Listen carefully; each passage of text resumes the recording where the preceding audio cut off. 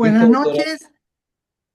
Buenas noches a todos. Un gusto encontrarnos nuevamente y es un gusto para Santiago del Estero haber organizado este módulo de psiquiatría. Con un tema como tuvimos la charla previa con con los doctores, a veces estas patologías son un medio un cuco para para los que no somos especialistas y espero que sea menos cuco de ahora en adelante con con estas 5 clases. El coordinador de este módulo va a ser el doctor Gastón Noriega, médico a quien aprecio muchísimo, especialista en psiquiatría, egresado de la Universidad Católica de Córdoba, es investigador de la clínica del Jardín, clínica a la cual él dirige, y es además, y ahí se va a sonrojar un poquito, un gran influencer, un gran divulgador, anda por toda la provincia dando charla en escuelas, en clubes sociales, sobre un tema que es muy picante en este momento, como dirían los chicos, el tema suicidio, adicciones, y muchas personas lo siguen porque tiene un hablar que llega mucho, sobre todo este tipo de población. Bueno, no quiero dilatar más, el doctor Noriega queda con ustedes como coordinador. Muchas gracias, Moni. Me has hecho sonrojar, la verdad.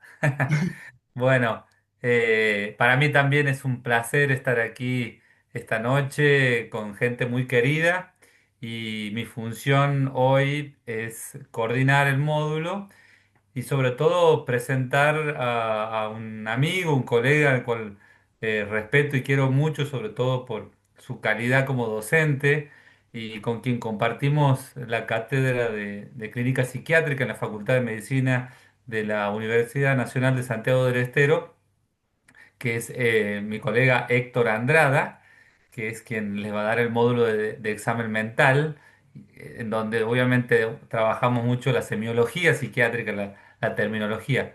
Héctor es médico psiquiatra, es especialista en adicciones, es magíster en salud mental en la Universidad Nacional de Córdoba, es profesor adjunto de la Cátedra de Salud Mental, aparte en la Facultad de Medicina de la UNCE, es JTP, jefe de trabajo práctico en la Cátedra de Clínica Psiquiátrica en la Facultad de Medicina de la UNCE. Además es profesor adjunto de la Cátedra de Psicofarmacología de la carrera de licenciatura en Psicología en la Facultad de Ciencias de la Salud en la Universidad Católica de Santiago del Estero y es actualmente maestrando en la maestría de psiconeurofarmacología farmacología en la Universidad de Favaloro. Así que, bueno, un placer de nuevo estar aquí con todos estos prestigiosos colegas. La verdad que para nosotros desde la psiquiatría es un orgullo poder ofrecer nuestro saber, nuestra experiencia, sobre todo en el campo, y que médicos generalistas, médicos de otras especialidades, estén abiertos a escucharnos y a poder eh, escuchar un par de tips sobre lo que nosotros hacemos, sobre todo en situaciones de urgencia, situaciones límite que pueden tener algunos médicos del interior y que por ahí no tienen herramientas, bueno, poder brindárselas. Bueno, sin más, le paso la pelota a mi querido colega Héctor Andrada para que les dé la clase de examen mental en psiquiatría. Bueno, buenas noches, ¿qué tal? Bueno, gracias por la presentación, Gastón. Gracias, doctora, por la invitación. Celebro este momento porque, bueno, por ahí la salud mental, la psiquiatría, por mucho tiempo ha sido como no visibilizada o por ahí como un cuco, ¿no? Como decía el rato la doctora, pero hoy en día creo que tenemos algo que decir también, además de la otra especialidad dentro de lo que es la medicina, ¿sí? Voy a compartir un Power, ¿sí? Como para que nos vaya haciendo de guía. Eh,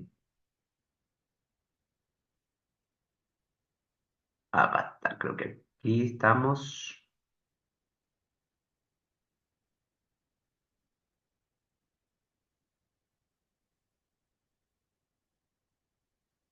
Bien.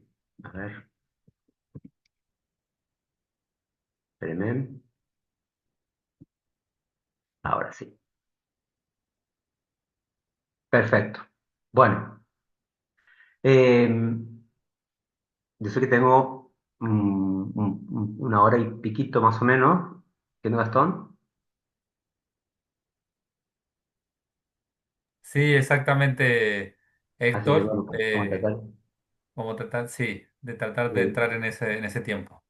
Vamos a ver si podemos entrar a todo. La idea es que podamos llevarnos los conceptos básicos de lo que es la semiología en salud mental y que vamos a hacer primeramente como un acercamiento a la expresión básica de algunas funciones superiores, ¿sí? Bueno, vamos a ir primeramente a definir un poquito, esto creo que ya lo conocemos todos, somos médicos, o la mayoría que estamos aquí somos médicos, entonces definimos, o la medicina define un poco lo que es la semiología clínica como ese cuerpo de conocimiento que se va a ocupar de alguna forma de identificar diversas manifestaciones patológicas, ¿ah? Entonces recordemos que son signos, síntomas, manifestaciones objetivas, ¿sí? Que tienen de alguna forma, o buscan de alguna forma, reunirlas en un síndrome para después poder interpretarlas, jerarquizarlas o razonarlas. Eso más o menos lo que hemos estudiado ¿se acuerdan? En la carrera de medicina la mayoría.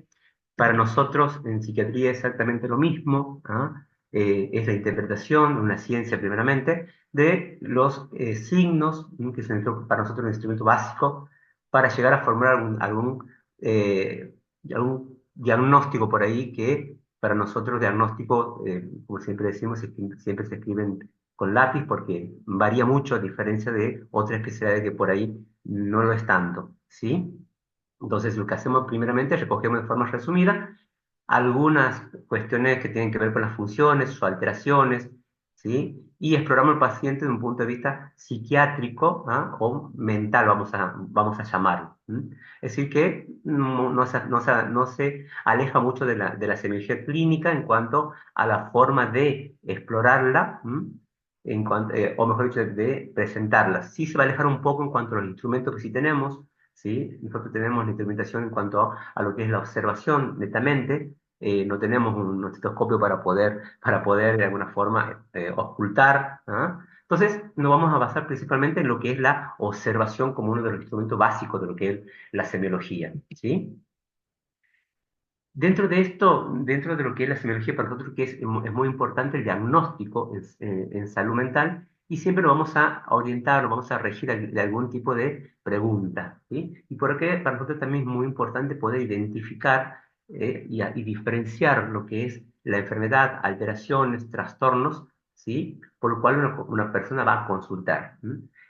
Y aquí sí me quiero parar un poquito porque para nosotros, lo que trabajamos en salud mental, específicamente en psiquiatría, no vamos a llamar enfermedad mental, por ahí en el común lo decimos, lo hacemos, pero para nosotros van a ser más bien trastornos, ¿m?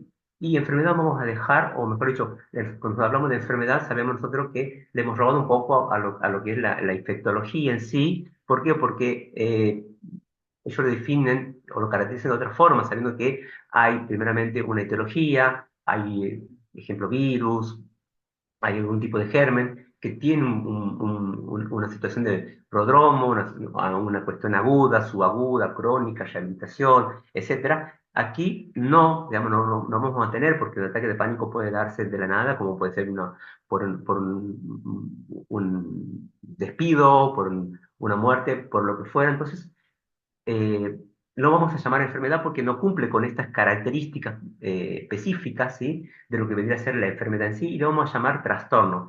Si bien ha sido traducida como trastorno, para hablar en forma más correcta, se vendría a ser un desorden, ¿sí? Entonces, los pacientes que tienen algún tipo de trastorno tienen algún desorden, ¿sí? Que desde el punto de vista biologicista, digamos, va a haber un trastorno a nivel neuronal, a nivel de las vías neuronales, de la sinapsis, neurotransmisores, etcétera, no quiero entrar mucho, pero básicamente es eso, digamos, ¿sí? El diagnóstico nosotros lo vamos a basar desde ese lugar y vamos a llamar diagnóstico, ¿sí?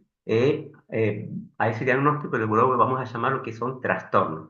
Y obviamente que para empezar vamos a buscar algún punto de referencia, algún anclaje en alguna clínica o en alguna síntoma, signo. Entonces vamos a empezar a ver que tenemos que, como cualquier otra, y como nosotros le enseñamos por ahí a a nuestros estudiantes, vamos a empezar primeramente a ver qué es un síntoma, qué es un signo, cómo podemos agrupar esto para formar lo que llamamos síndrome, y estos síndromes más o menos nos van a ir ubicando en algún tipo de patologías o algún tipo de trastornos, ¿sí? Vamos a llamar signo, por ejemplo, a una manifestación objetiva, ¿sí? propia de nosotros. Ejemplo, yo veo una situación psicomotriz, alguien que está de alguna forma manifestando y la puedo observar, ¿m?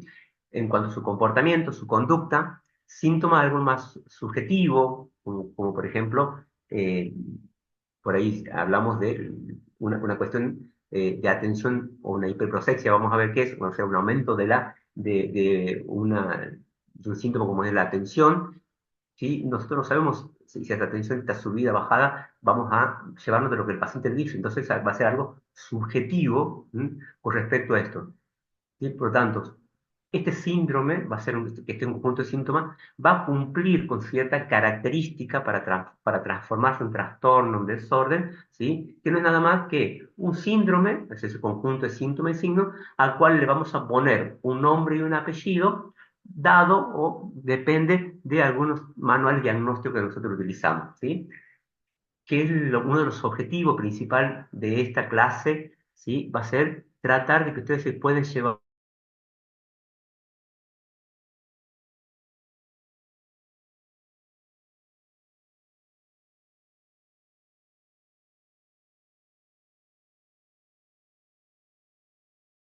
depresivo y que de alguna forma ustedes puedan hacer una buena derivación, ¿sí? Entonces, trastorno nada más es, por ejemplo, un síndrome en el cual yo le voy a poner, de acuerdo a que si es intenso, de acuerdo a criterio de intensidad, criterio de frecuencia, de tiempo, se va a llamar este síndrome ansioso, por ejemplo, un trastorno o ataque de pánico, un trastorno de ansiedad, ¿sí? Es decir, un conjunto de síntomas y signos que cumplen, de acuerdo al DSM-5 que utilizamos nosotros, se va a transformar en lo que es un trastorno. Entonces, para nosotros esto, vamos, ¿cómo comienza esto? Primeramente comienza con un diagnóstico en salud mental. ¿Qué es un diagnóstico? Es una hipótesis de trabajo, una conjetura, una suposición, una teoría, algo que vamos a tener que ir de alguna forma a comprobar. Entonces, ante un primer síntoma observable, referido, ¿sí? Seguimos indagando, seguimos como en semiología. Si yo tengo un dolor, empiezo a hacer la semiología del dolor. ¿Dónde duele? ¿Sí? ¿De qué intensidad es? ¿Cómo lo caracteriza? Si calma o no calma, si va hacia un lugar, si calma con un analgésico, es exactamente lo mismo, ¿sí? Entonces, es una hipótesis de trabajo, nunca es para nosotros algo definido, menos en salud mental, donde por ahí tenemos diagnósticos, no hay diagnóstico de certeza, ¿sí? Y tampoco obviamente conocemos, como dijimos hace rato, la patogenia, la etiología, por lo tanto, vamos a llamar nosotros esto trastornos mentales. Entonces, alguno que quiera vaya haciendo una pregunta, no tengo ningún problema que me interrumpan, ¿sí? De Como todos modos, va para a haber un espacio, complementar ahí. va a haber un espacio al final para preguntas, ¿sí? Sí, Gastón. No, no, que para complementar ahí que la psiquiatría no tiene métodos diagnósticos como laboratorios que van a dar el resultado patognomónico como puede ser, por ejemplo, en la infectología, ¿no? Que uno tiene el laboratorio de confirmación de que puede aislar el bacilo de Koch, entonces va a tener tuberculosis, sino que nos tenemos que basar sí o sí por criterios clínicos. Sí. Perfecto. Sí, doctora, quiere decir algo. Sí, perdón. Le sugerimos que anoten las preguntas o las dudas en el chat. Entonces, cuando tomemos un momento, si a usted le parece a mitad de la clase, revisamos el chat y después al final. Así vamos un Perfecto. poco más ordenados. Muchas Gracias, Doc. gracias. Bien, lo que decía, bueno, iba a decir dentro de un ratito, pero me adelanto, se adelantó un poquito Gastón. Para nosotros, digamos, el diagnóstico de trastorno mental, ¿sí? Por lo general son excluyentes, ¿sí? Es decir, vamos a hacer de acuerdo a la exclusión. Por ahí vemos un ejemplo, un trastorno de ansiedad generalizada, en donde nosotros sabemos que la ansiedad en sí, el cortisol, etcétera, que está inundando nuestro organismo, va a dar diferentes tipos de sintomatología a nivel orgánico y seguramente ese paciente va a pasar por diferentes tipos de especialidades, en donde cada uno va a ir pidiendo exámenes complementarios, va a aportar una farmacología, ¿sí? Y va a llegar obviamente a que los resultados obviamente son normales, entonces recién va a haber alguien que va a decir, no, yo creo que debido a que usted tiene todo esto, no hay ningún tipo por decirlo así, alteraciones orgánicas, le preferimos o le sugerimos ir a un psicólogo. Entonces, el paciente por lo general va a venir con esto, ¿sí? En nuestro caso, ¿sí? No tenemos nosotros una exploración a través de un examen complementario de sangre, algún examen complementario de imagenología, tomografía, etcétera. Entonces lo basamos principalmente en la clínica, ¿sí?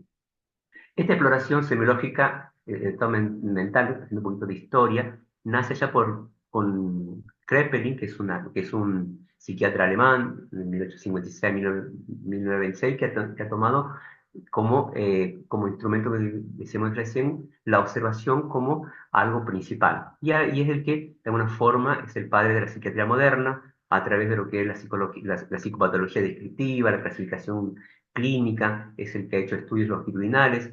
Imagínense ustedes que en esa época los tratamientos eran muy, pero muy escasos, la mayoría eran de exclusión, la mayoría eran de separar a los pacientes, principalmente psiquiátricos, ¿sí? Sin diferenciar ningún tipo de etiología, ¿sí? Y ha sido él el que, obviamente, ha ido a través de la observación dando este tipo de camino, ¿sí?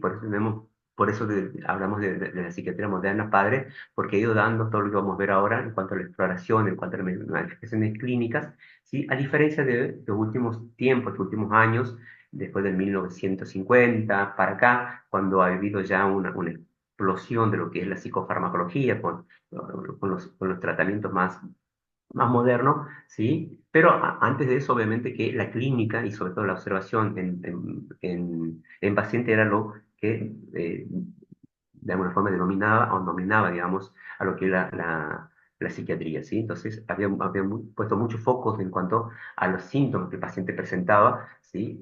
Imagínense ustedes, psiquiatras internados día y noche en psiquiátricos, ¿sí? En los cuales la observación era clave y escribir cada una de esas y cómo se repetían entre uno y otro paciente y a su vez. ¿Sí? Crepin ha sido que después, de un tiempo, ha ido a separar, ¿sí? Lo que es la demencia precoz, ¿sí? Que luego se va a llamar la esquizofrenia, pero bueno, no quiero entrar mucho en eso, ¿sí? Por otro lado, también es uno de los que ha ido a fundar lo que es el modelo de orgánicos, organistas, y ha sido uno de las corrientes psicológicas, con Charcot, Freud, Bleuler, son los que de alguna forma han seguido estas líneas, ¿sí?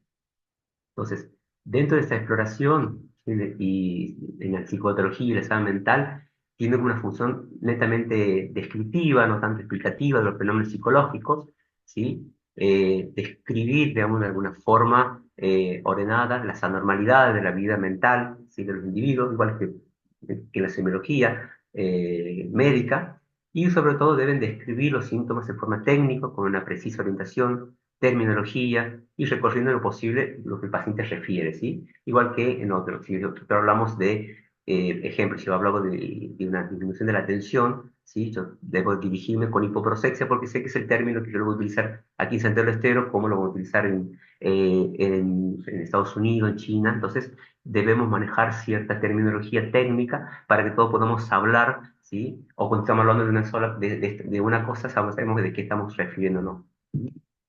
Entonces, ¿cuáles van a ser los objetivos principales de lo que es la exploración psicopatológica o del examen mental? Primeramente es obtener la información, ¿sí? Evaluar el funcionamiento general del individuo, ¿sí? En cuanto a su comportamiento, la integración de funciones psíquicas, ¿sí? Aquello que lo caracteriza tanto como persona, en lo psicológico, en lo social. ¿Sí? Luego, sí o sí, tener una alianza terapéutica, ¿sí? Para nosotros es muy importante la estructura y composición familiar, capaz que no tanto en otras especialidades, pero para nosotros es importante cómo está, dónde está este sujeto, cómo ha sido su familia, cómo ha sido su crianza, sus creencias, los hábitos, las influencias, ¿sí? La cultura, las relaciones psicoafectivas, etcétera. Es decir, vamos a tener, digamos, un panorama mucho más amplio, mucho más integral en cuanto a lo que es la historia del paciente en sí. ¿Mm?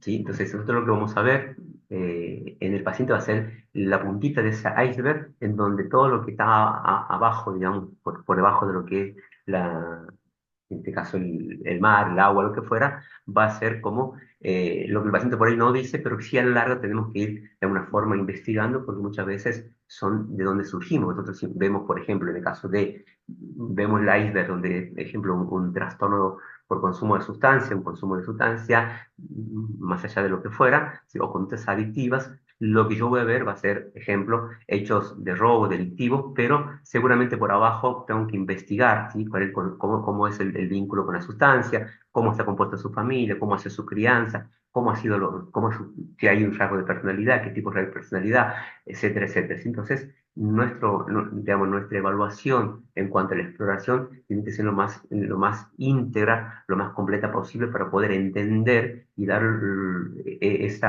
ese diagnóstico que venimos hablando de forma mucho más precisa. De todos modos, como dijimos, el diagnóstico en semiología, un diagnóstico de salud mental, como decimos siempre, nunca es certero, siempre es presuntivo y seguramente va a ir cambiando de acuerdo a cómo ese paciente vaya o ese paciente vaya evolucionando y adquiriendo ciertas herramientas, le llamamos nosotros, ¿sí?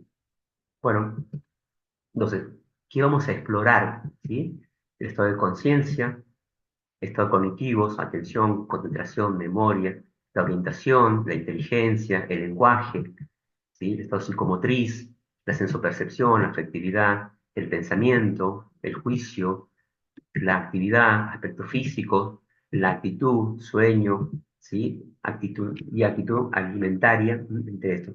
Obviamente que esto es para nosotros una materia que dura aproximadamente un año, un poco más en lo que es nuestra residencia.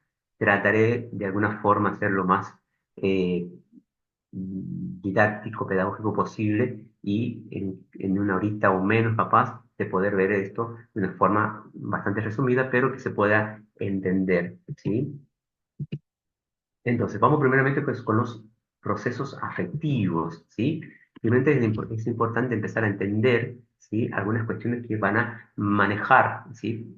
Al ser humano. ¿Sí? ¿Qué es lo que maneja, qué es lo que nos conduce muchas veces son las emociones, ¿sí? En cuanto, digamos, no existe una definición plena de lo que es la emoción en sí, ¿sí? Va a depender de dónde me pare, de qué lugar hablo, desde qué paradigma, desde qué factores o fenómenos epistemológicos o qué corrientes, no es lo mismo una clasificación o una definición, perdón, desde lo biologicista, en donde sabemos que es netamente biologicista, que hablamos de neurotransmisores, desde un lugar netamente psicoanalítico, donde tenemos que ver otro tipo de cuestiones, ¿sí? Entonces, por lo tanto, podemos definirla como el estado mental, ¿sí?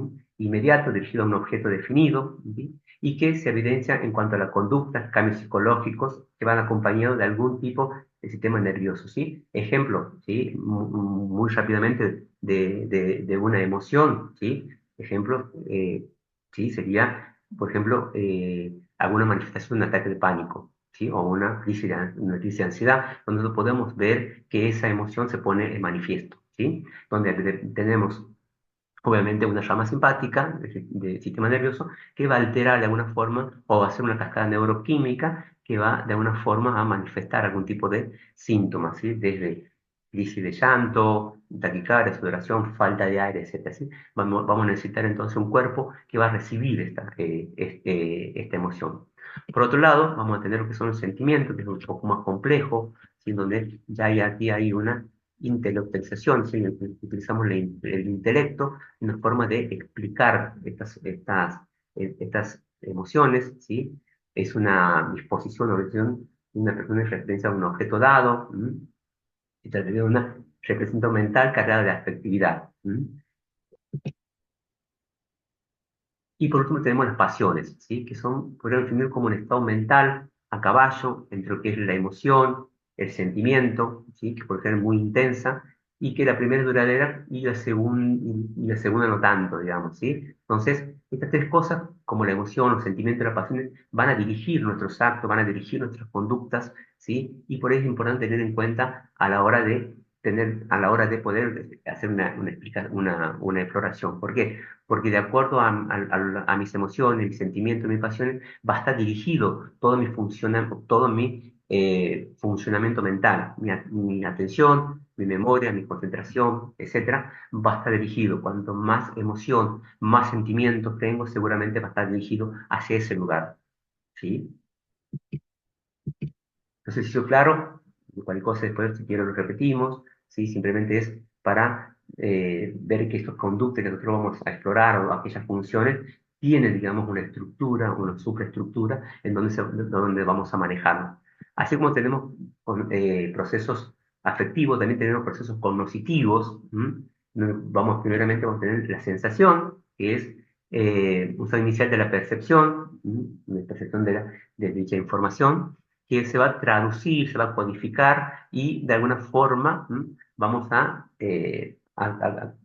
¿cómo decirlo? Como recoger información de la periferia, ¿sí? Algo simple, que después se va a transformar en una representación mental a nivel cerebral, ¿sí? Ejemplo, una sensación de ser frío, ¿sí? O algo táctil o algo de olor, etcétera, ¿sí? Al primero lo que hacemos es una sensación que luego va a pasar a ser una percepción en donde ya es un proceso más mental, donde toma conciencia y de alguna forma va a reconocer. Obviamente que una cosa es algo más periférico, en el cual yo puedo tomar sensaciones y que una vez que se va a colocar esta percepción en algún lugar dentro del cerebro, le vamos a llamar percepción. ¿Sí? Y obviamente después está el procesamiento de la información, en el cual abarca todos los procesos mentales que tienen lugar entre la percepción y la respuesta, ¿sí? Ejemplo, si me golpean o tengo algún tipo de estímulo, ese estímulo va a llegar hacia algún lugar, ¿sí? de mi cerebro, lo va a reconocer, va a armar cierta respuesta de acuerdo a ese estímulo y va a dar una respuesta, ¿sí? Todo esto lo vamos llamando procesamiento de la información, ¿sí?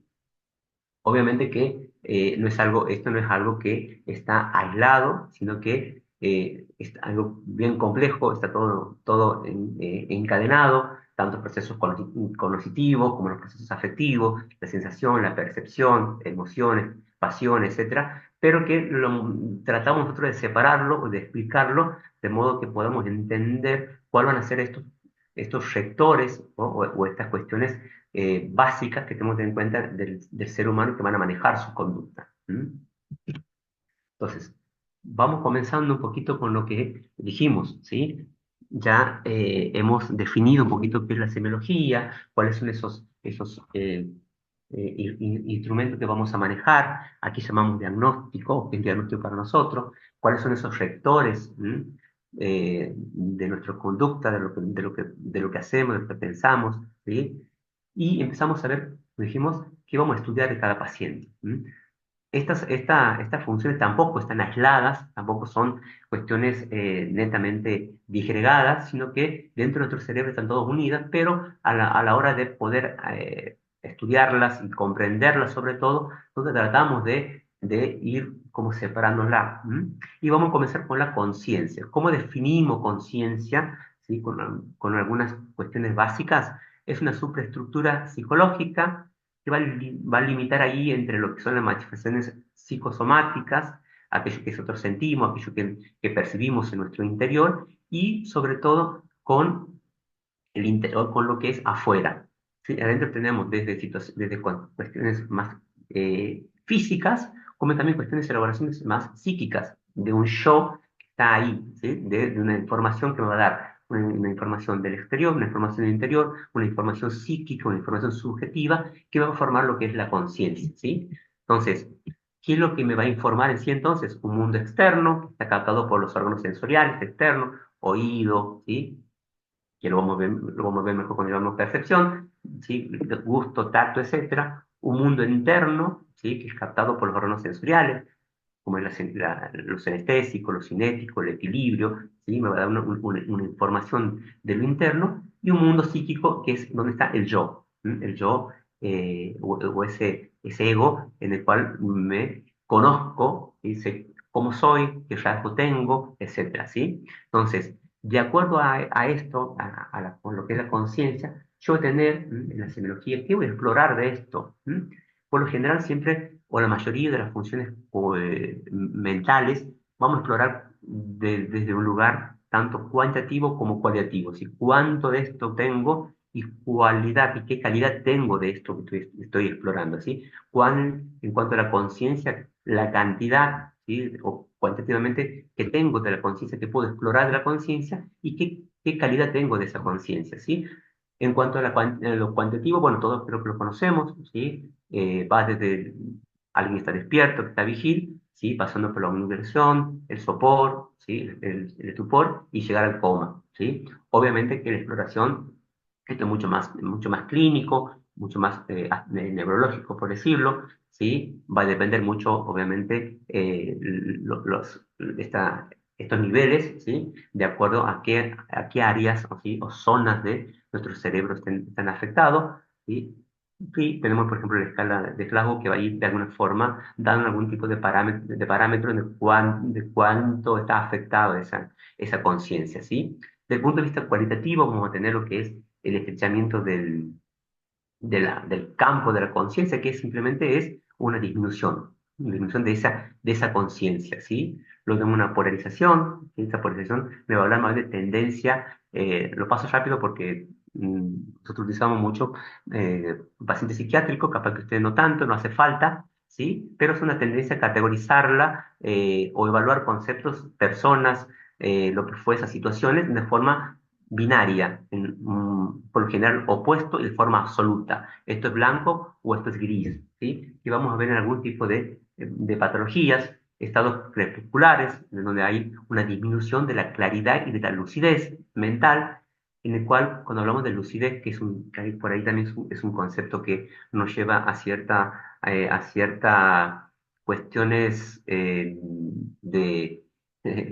por ahí hasta médicas legales, ¿sí? Cuando hablamos de lucidez, ¿sí? Y para que hablamos de lucidez, por lo menos tiene que estar indemne la función de memoria, sensopercepción y conciencia, ¿sí? Entonces, de acuerdo a esto, si yo tengo algo, si tengo una buena memoria, tengo una buena sensopercepción o hay una buena conciencia, obviamente vamos a hablar de que tenemos lucidez. Cuando esta lucidez está disminuida, hablamos de una hipolucidez, una disminución de la claridad, vamos a entrar en estados crepusculares. Obviamente que también se puede clasificar de otra forma, pero eh, lo dejamos ahí nomás, ¿sí? Entonces, estado crepuscular habla de claridad y de lucidez del paciente, ¿sí? Entonces aquí, cuando hay una disminución de estos de estados crepusculares, hablamos ya de una disminución.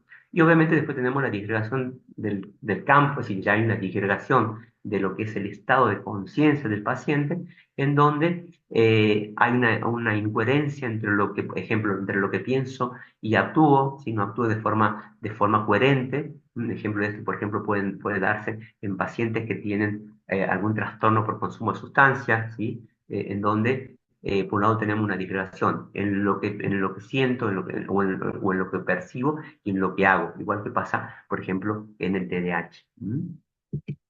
Entonces, ¿cómo, resumiendo, es la capacidad entonces del individuo de darse cuenta, de percatarse de sí mismo y del entorno? ¿Sí? ¿Qué es lo que soy?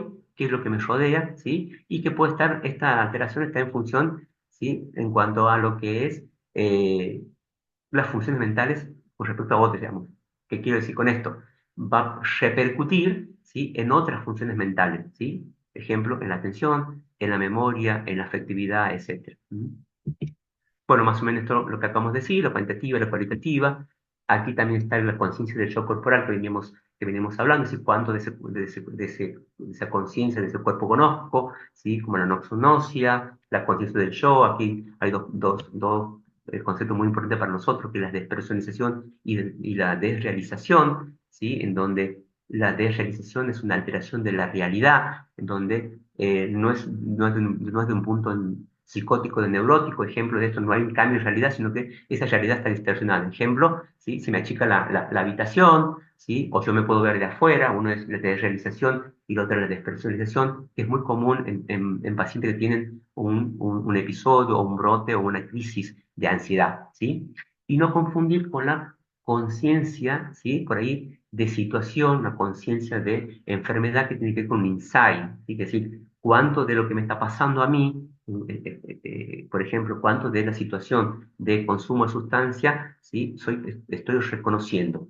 A eso lo vamos a llamar conciencia de situación de enfermedad que tiene que ver con un insight que yo puedo hacer con esto, ¿sí? Por ahí tenemos insight o tenemos conciencia de enfermedad y no de situación, o de situación y no de enfermedad. Entonces, como tener como ahí tres tipos de conciencia, ¿sí? Una cuantitativa, cualitativa, ¿sí? Una del yo corporal y otra que tiene que ver más bien cuánto de lo que estoy viviendo en mi trastorno o en lo que me está pasando soy protagonista o no. ¿Mm?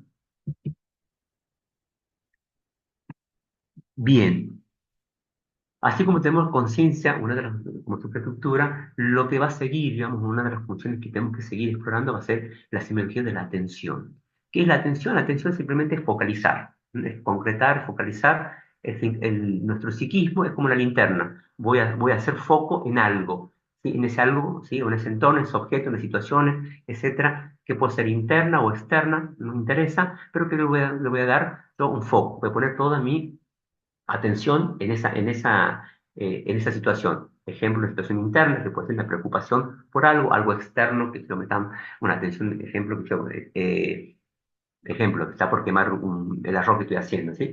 Hay algo que va a tener que enfocar. Entonces, es la orientación de nuestra actividad psíquica hacia algo que se experimenta y está vinculado con el estado de conciencia, es decir, tener la conciencia. Y también en la atención, muchas veces, más allá que estar vinculada con la conciencia, también está vinculado con nuestra afectividad, que lo vamos a ver. Voy a prestar mayor concentración, voy a enfocar o voy a concentrar cuanto más estimule mi afectividad, cuanto más afecto tenga hacia eso. Obviamente aquello que no tenga afecto, obviamente, o no preste, o no tenga conciencia, obviamente que mi atención va a estar desviada o no va a haber ningún tipo de atención o mi atención va a estar en disminución, ¿sí? Eh, Bien, bueno, esto más o menos es lo mismo, ¿sí? Es la capacidad de centrar la conciencia en una parte de alguna experiencia, ¿sí? Eh, Antiguamente, ¿sí? Se la podía manifestar o explorar y estudiarla desde el punto de vista cuantitativo como una tensión que está en más, una hiperprosexia. Ejemplo de esto cuando tengo un peligro real o imaginario o paranoide y toda mi atención está puesta en algo. ¿Sí? Ejemplo, vamos caminando por la calle, ¿sí? Está oscuro, estamos con una hiperproceso, un aumento de la atención, ¿sí? Hacia algo para que no me suceda. Cuando hay una hiperproxia, seguramente es hacia una situación en donde dejo de lado el resto que no me interesa, entonces va a haber una hiperproxia con respecto a alguna situación, que sí, yo sí tengo que, de alguna forma, especificar, ¿sí? Hacia un peligro real, ¿sí? O, como dice aquí, alguna situación paranoide, sí. Estoy paranoide, ejemplo, de un paciente que consume cocaína, tiene una hiperprosexia hacia las situaciones paranoides, que no me venga la policía, están consumiendo, están mirando por la mirilla de la puerta, entonces hay una hiperprosexia, ¿sí? ¿Qué es lo contrario? Cuando yo dejo, ¿sí? De lado, al poner un foco, dejo de lado otras cosas, ¿sí? En el cual va a haber una hipoprosexia. O cuando mi, ¿sí? Atención está puesta, ejemplo, en el interior, ¿sí? Ejemplo de esto es una depresión. ¿Qué pasa en la depresión? Hay mucho sufrimiento psíquico, hay algo que está internamente que me duele, que sufro, por lo tanto va a haber una hiperprosexia hacia el interior, ¿sí? Y una hipoprosexia hacia el exterior, ¿sí? Ejemplo de hiperprosexia y hipoprosexia. Hiperprosexia, ¿sí? Cuando yo lo voy a valorar, ejemplo, hoy en día la hiperprosexia muy, muy común es el celular, ¿sí? Estamos pendientes de una atención focalizada en esa situación, ¿sí? Y una hipoprosexia, ¿sí? Por ejemplo, en algunas patologías como retraso mental, cuadros demenciales, la depresión, como veníamos diciendo, son lo que nos va a producir una hipoprosexia. ¿Por qué? Porque seguramente hay una vida interior, ¿sí? O un sufrimiento psíquico que nos va a llevar de alguna forma a poner nuestra atención hacia adentro, ¿sí? Después hay una aproxexia, una falta de atención, una anulación de esa atención. Ejemplo de esto en unos síndromes confusionales, en donde no hay, digamos, una atención, o esa atención está como anulada. Y después está una paraprosexia o disprosexia, donde tiene que ver más bien con la calidad, ¿sí? De la atención. Va a haber un desequilibrio, ¿sí? En lo que es la cantidad y la calidad de la atención. Es muy propio de la manía, en donde esa atención, ¿sí? es muy frágil, puedo prestar atención y puedo describir, digamos, cuestiones propias, ejemplo, entro en un ambiente y veo, qué lindo es el televisor, pero mira, aquella ventana es hermosa, voy como perdiendo estas concentraciones. Entonces eso lo vamos a llamar paraprosexia o disprosexia, como dijimos, es muy común en la manía, también encontramos en la excitación psicomotriz, etcétera, ¿sí? Entonces, atención es simplemente poner el foco en algo. Hoy en día, ¿sí? Se ha clasificado la atención en dos grandes, en dos terminologías. Una es la inatención y la otra es la distractibilidad, ¿sí? Es decir, hoy en día podemos explorar la atención y clasificarla desde ese lugar o de explorar ese lugar. ¿Qué es la inatención? Es la dificultad para dirigir y mantener la atención, ¿sí? Por ejemplo, una tarea. ¿Cómo se va a manifestar esto? Dificultad para mantener la atención, por ejemplo, para concentrarse, por lo general en periodos muy prolongados, errores por descuido, en el cual no presto atención a los detalles, y obviamente esto lleva a los errores de trabajo, dificultad para seguir un tipo de instrucciones, ejemplo, de entender, complementar o completar algún tipo de tareas, ¿sí? Que tengo que llevar paso a paso, como me cuesta mucho conseguir o seguir esas instrucciones, problema para organizar actividades, dificultad como por ejemplo planificar, estructurar y llevar algún tipo de organización. La pérdida de objetos, la intención te puede llevar a olvidar o perder objetos necesarios para algún tipo de actividades, la distracción en sí, ¿sí? Que es una facilidad para distraer por estímulos externos e internos, y el olvido, una tendencia de olvidar cuestiones cotidianas que tienen que ver con esta atención. Todo aquello que yo te voy que lo voy a tener en memoria, todo aquello que yo voy a memorizar, primeramente tengo que tener mi foco, si no voy a internalizar, ¿sí? Si mi foco no está, o esa internalización que tengo de algún objeto o situación, si no está puesta en atención, muy difícilmente después pueda evocar. Por tanto, puede haber una distracción, una atención dispersa, ¿sí? Por lo tanto, si hago alguna actividad o alguna situación en esa situación de atención dispersa o inatención, seguramente va a ser muy difícil llegar nuevamente a evocar. Por lo tanto, va a haber olvidos. Vamos a ver amnesia o hipomnesia, que lo vamos a ver enseguida. ¿Y qué es la distractibilidad? Es más o menos lo mismo, ¿sí? En el cual es la dificultad de llevar una tarea o actividades de forma específica, debido a que hay interferencias de estímulos, externo o interno. Ejemplo, me siento a estudiar y me distrae el televisor, me distrae conversaciones, etcétera, ¿sí? ¿Cómo se va a caracterizar o qué características tienen esto? Primeramente, la incapacidad para concentrarme. Entonces, la dificultad para enfocar la atención, ¿sí? De una tarea que yo sí necesito hacer, por ejemplo, estudiar, y que por lo general necesito de periodos prolongados que no voy a poder hacerlo. Interferencias de estímulos, los estímulos externos e internos interrumpen la concentración, ¿sí? Haciendo que obviamente esa atención se desvíe, la fluctuación de la atención, en el cual cambio rápidamente de un estímulo a otro sin poder mantener el foco, dificultad para seguir instrucciones, como dijimos recién, y problema para finalizar tareas. Estos son dos grandes, se está estudiando mucho esta forma, digamos, de exploración, obviamente, ¿por qué? Por los tiempos, obviamente, que corremos, pero porque se han ido manifestando diferentes tipos de patologías o de trastornos como TDAH, el TEA, la manía en sí también, etcétera, que con la terminología anterior, con terminología de hipoprosexia, disprosexia, quedaba muy corto a la hora de poder nombrarlo y sobre todo de poder explicar. Entonces, con estos dos conceptos de inatención y hiperactividad podemos de alguna forma abarcar mucho más, ¿sí? Y poder explicar más y sobre todo poder, bueno, entender algún tipo de patología como el TEA, TDAH, manía, etcétera, ¿sí? En cuanto a la semiología de la memoria, ¿qué es la memoria en sí? Es la capacidad que tenemos de adquirir, retener, utilizar posteriormente ese conocimiento, ¿sí? Internalizamos alguna situación, algún objeto, algo que estamos haciendo, los retenemos, esa información va a pasar por algunos sustratos anatómicos o biológicos, ¿sí? Como por ejemplo el sistema límbico, así a través el sistema límbico luego va a ir de alguna forma a depositar, ¿sí? En algunas cajitas o compartimientos, ¿sí? Ejemplo, si yo tengo, he adquirido la capacidad de andar en bicicleta y seguramente primero va a pasar por una región del sistema límbico, luego se va a ir una situación más motor o motriz, por lo tanto seguramente va a estar su trato anatómico a nivel de lo que es el lóbulo frontal, por ejemplo. Si es de un olor, seguramente al parietal, entonces vamos de alguna forma ir registrando esa información para luego después poder de alguna forma evocarlo. ¿M? ¿Cómo se va a llamar esta alteración? Tenemos alteraciones que pueden ser leves, como son las hipopnesias, donde hay una disminución, pero el paciente puede nuevamente con esfuerzo lograr de alguna forma evocar esos recuerdos, ¿sí? Y después tenemos la alteración que es la amnesia, cuando tenemos una pérdida de la memoria, que pues, esta puede ser anterógrada, retrógrada o lacunar. Así bien, esto es una clasificación que he tomado de forma sencilla, hay otras, ¿sí?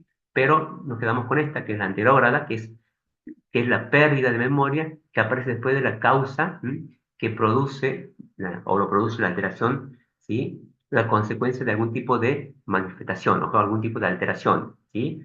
En el cual la memoria puede ser transitoria o permanente, ¿sí? Sí, yo tengo la capacidad de poder aparecer después de la causa, es decir, tengo una causa, ejemplo, tengo un accidente, ¿sí? Voy a tener una memoria o la memoria que se va a manifestar luego de esto, seguramente va a ser o la retención de esto seguramente va a ser escasa. Entonces, ahí va a tener una amnesia retrógrada, ¿sí? Que esa amnesia puede ser transitoria, el paciente después puede de alguna forma ir adquiriendo o evocando, o puede ser permanente de acuerdo a lo que sucede o el sustrato anatómico biológico que ha dañado. La retrógrada es la pérdida de la memoria de hechos acaecidos o sucedidos antes de la causa, ¿sí? Que provoca la amnesia, ¿sí? Es decir, si yo tengo una lesión, todo lo que sea por detrás de eso, ¿sí? O antes que ha ocurrido esto, lo voy a llamar amnesia retrógrada. Y por último tenemos la lacunar, ¿sí? Que es la pérdida limitada en tiempo concreto que puede estar relacionada con algún tipo de intoxicaciones etílicas, traumatismo, coma, etcétera, ¿sí? Es como en parche, laguna. Recuerdo algunas cosas y otras cosas no recuerdo, ¿sí? Esto es muy común de intoxicaciones etílicas, ¿sí? O también por ahí de intoxicaciones con algún tipo de benzodiazepinas, y todo aquello que tenga que ver con una manifestación del GABA. Obviamente que el traumatismo también, ¿sí? Va a dañar algunas situaciones o algunos lugares del cerebro que me pueden dar algunas amnesias lacunares. En cuanto a la orientación, ¿sí? ¿Qué es la orientación? Es la capacidad de situarse, la capacidad de saber dónde estoy, en tiempo, en espacio y respecto a uno mismo. Entonces, esta triple aspecto, como decimos, de la orientación, puede ser temporal, espacial o autopsíquica, ¿sí? De tiempo, espacio o de uno mismo. Por tanto, va a requerir de alguna forma que estén íntegros o estén íntegros otro tipo de funciones, como es la conciencia, esa conciencia del yo, esa atención, esa memoria, la percepción, la ideación, ¿sí? Por lo cual puede estar dañada si encontramos alguna de algún tipo de alteración de estas funciones o alterada en algún tipo de enfermedades, donde hace una repercusión a nivel del funcionamiento cerebral. Ejemplo de esto, que pueden ser patologías vasculares, metabólicas, tóxicas, cerebrales, etcétera, ¿no? Por lo tanto, podemos llegar a tener nosotros algún estado de disociación o disociativos. Entonces, ¿cuál van a ser esa desorientación o esas alteraciones? Primeramente, una desorientación temporal, en el cual por ahí es un hecho bastante frecuente, la desorientación temporal, y que tiene que ver muchas veces con patologías. Esto pasa mucho, por ejemplo, el paciente que está mucho tiempo en hospitales, en donde va perdiendo ese registro en cuanto al tiempo, pero que muchas veces pueden pasar a ser de leves, ¿sí? Cuando uno se le dice qué día es hoy, etcétera, pueden de alguna forma, ¿sí? Obviamente que en patologías mucho más graves, como donde ya hay daño, obviamente la desutilización espacial es aún más grave, obviamente que puede llegar a afectar o puede ser más permanente, ¿sí? Eh, Luego tenemos las alteraciones en cuanto a la espacial, ¿sí? ¿Cuáles son las patologías más comunes? Los cuadros orgánicos cerebrales, algún tipo de delirium, le llamamos nosotros, ¿sí? O desorientaciones. En cuanto a la inteligencia, bueno, eh, ¿cómo la definimos? Hoy en día hablar de inteligencia es bastante complicado porque hay términos nuevos, formas de estudiarlas, pero por ahí nosotros quedamos la inteligencia como una actividad mental desarrollada por un sujeto que tiene la forma de enfrentar, o mejor dicho, la capacidad de poder enfrentar situaciones nuevas, ¿sí? Utilizando lo que sabe, utilizando ese bagaje de conocimiento. Obviamente que cuando hablamos de este tipo de inteligencia, hablamos de inteligencia de tipo intelectual, en donde el coeficiente intelectual eh, se mide y de acuerdo a esto nosotros podemos tener esa inteligencia alterada de acuerdo a ese coeficiente intelectual, ¿sí? En el cual le vamos a llamar nosotros, cuando hay una alteración de esa inteligencia, o mejor dicho, de ese coeficiente intelectual, retrasos. Hoy en día hablamos de discapacidad, pero continuando con un poquito con lo que es el DSM, con el DSM-10, ¿sí? Llamamos retraso mental leve, pues, intelectual entre 50 y 70, los moderados un poco menos, 35 a 49, los graves 20 a 30 a 34, y los que son profundos ya en los 20, ¿sí? Y igual que esto podemos tener disminución de la misma, ¿sí? Por ejemplo, en lo que son las demencias, ¿sí? En cuanto al lenguaje, ¿sí? Que definimos como un sistema de signos que son susceptibles de servir para comunicarnos entre los seres humanos. Esto pone manifiesto nuestro pensamiento, es decir, yo voy a estudiar ese lenguaje y ese lenguaje me va a poner de manifiesto va a ser lo que pienso. Es decir, lo que pienso voy a decir y de acuerdo a ese lenguaje yo voy a estudiar ese pensamiento. Obviamente que estos pueden ser formales y no formales, tienen diferentes tipos de alteraciones, puede ser alteración en el tono, la velocidad, la presión, la repetición, ¿sí? Y de acuerdo a esto tenemos diferentes tipos de alteraciones, como por ejemplo alteraciones formales, como por ejemplo la disartria, la alteración en cuanto a la articulación de la palabra, la afasia, ¿sí? En cuanto a lo sensitivo motor, que está muy frecuente en las demencias, que pueden ser, que afecte, por ejemplo, zonas del Broca, donde hay una zona motora de cómo voy a motorizar, digamos, esa palabra, o sensitiva de lo que voy a interpretar de lo que estoy diciendo. Muchas veces puedo, de alguna forma, motorizar la palabra, pero seguramente no estoy entendiendo lo que digo. Entonces puede haber fasias en cuanto a lo motor, no poder expresar lo que digo, o de lo sensitivo. Puedo saber decirlo, poder decirlo, pero no estoy sabiendo lo que digo, no lo puedo entender, ¿sí? La tartamudez como la alteración en cuanto a la pronunciación, la ecolalia, que es una repetición automática, ¿sí? De palabras, frases, de acabo de oír. Esto es muy común en pacientes que son psiquiátricos o psicóticos, mejor dicho, en donde o se va a repetir. También podemos encontrar en retrasos mentales, la estereotipia verbal, que es repetición de algún tipo de palabras o frases, ¿sí? Que también es muy común en los pacientes con psicosis. El neologismo es inventar palabras eh, eh, nuevas, ¿sí? A lo cual cada uno le da un significado nuevo, o palabras que ya existen donde yo le doy otro tipo de significado, ¿sí? La verborragia, ¿sí? Que es un lenguaje, o un verborrea, que es un lenguaje abundante, y el mutismo, que es la ausencia de ese lenguaje, ¿sí? Que por lo general puede ser selectivo o no selectivo. El selectivo se ve mucho en los niños. Por último, tenemos la incoherencia, que es la pérdida lógica de la asociación y la organización sintáctica de las frases, ¿sí? Esto también es muy común verlo en pacientes eh, psicóticos, en el cual no hay una asociación, hay una digradación, ¿sí? En pacientes maníacos también, donde vamos perdiendo esa hilación, ¿sí? de lo que es el lenguaje, y obviamente hablamos de incoherencia. Pacientes delirantes también. ¿Mm?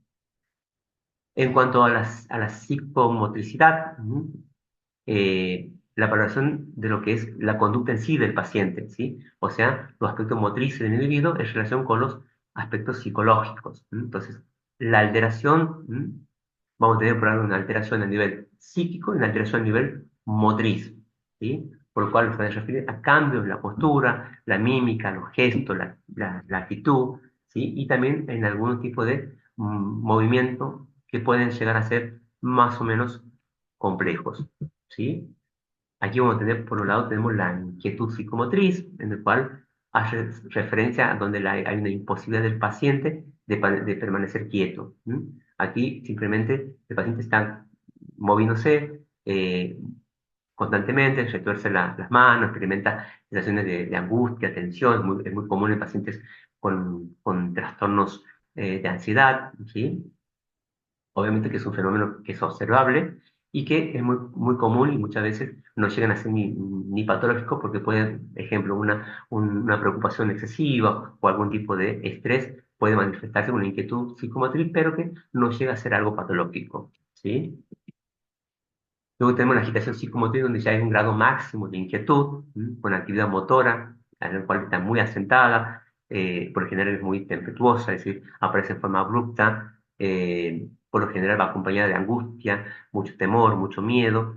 Para nosotros es una urgencia psiquiátrica, porque pone en riesgo a uno mismo o a tercero, que por lo general pueden encontrarse en diferentes tipos de patologías, como por ejemplo en una psicosis, una esquizofrenia con un brote psicótico, en un paciente con una fase maníaca, en trastornos bipolares, un paciente que hay una intoxicación, ¿sí? Entonces, tenemos aquí como dos parámetros, uno que es medianamente leve, por decirlo como una inquietud psicomotriz, a una agitación psicomotriz que es algo para nosotros una urgencia psiquiátrica y que tenemos que actuar muy rápidamente, ¿sí? Y por lo general son los que nos van a llevar a la guardia y tenemos que, como digo, actuar, ¿sí? Muy, pero muy rápido. ¿M? Y después tener la inhibición, o sea, todo lo contrario, un cuadro opuesto a la agitación y la inquietud, donde hay un enlentecimiento, tanto en lo motriz como también en lo psicológico, ¿sí? En lo gestual, los movimientos, ¿sí? Hay una disminución en cuanto a la producción del lenguaje, ¿m? O un lenguaje muy escaso. Esto es muy común en pacientes que tienen depresión, melancolías, etcétera, ¿sí? No todas las depresiones, eso hay que tener en cuenta, tienen una inhibición psicomotriz. Hay más, muchas veces, o la mayoría de las depresiones, ¿sí?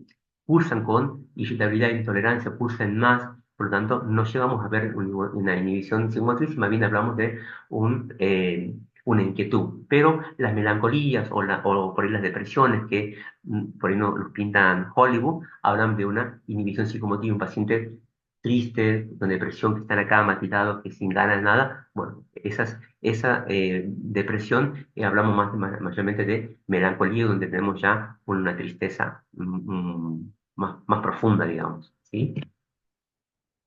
En cuanto al ascenso percepción, exige, hablamos de una percepción normal en la cual, que simplemente es conocer cómo conocemos nosotros el mundo y cómo comprendemos nosotros el mundo, ¿sí? Ese ascenso percepción es conocerlo a través de lo que son nuestros aparatos perceptivos o sensoriales, mejor dicho, ¿sí? En el cual lo voy a tener, ejemplo, tacto, gusto, olfato, etcétera, lo que nos va a dar información de nuestro alrededor, de nuestro ambiente, de nuestro medio, ¿sí? Obviamente, esa percepción, como dijimos hace rato, de alguna forma va a ir a tener algunos sustratos a nivel, por ejemplo, a nivel cerebral, ¿sí? Si yo tengo, por ejemplo, una percepción visual, seguramente mi sustrato va a ser a nivel del lóbulo occipital, ¿sí? Entonces, cuando hay una alteración de esta, le vamos a llamar nosotros ilusiones, alucinaciones, perdón, o pseudoalucinaciones.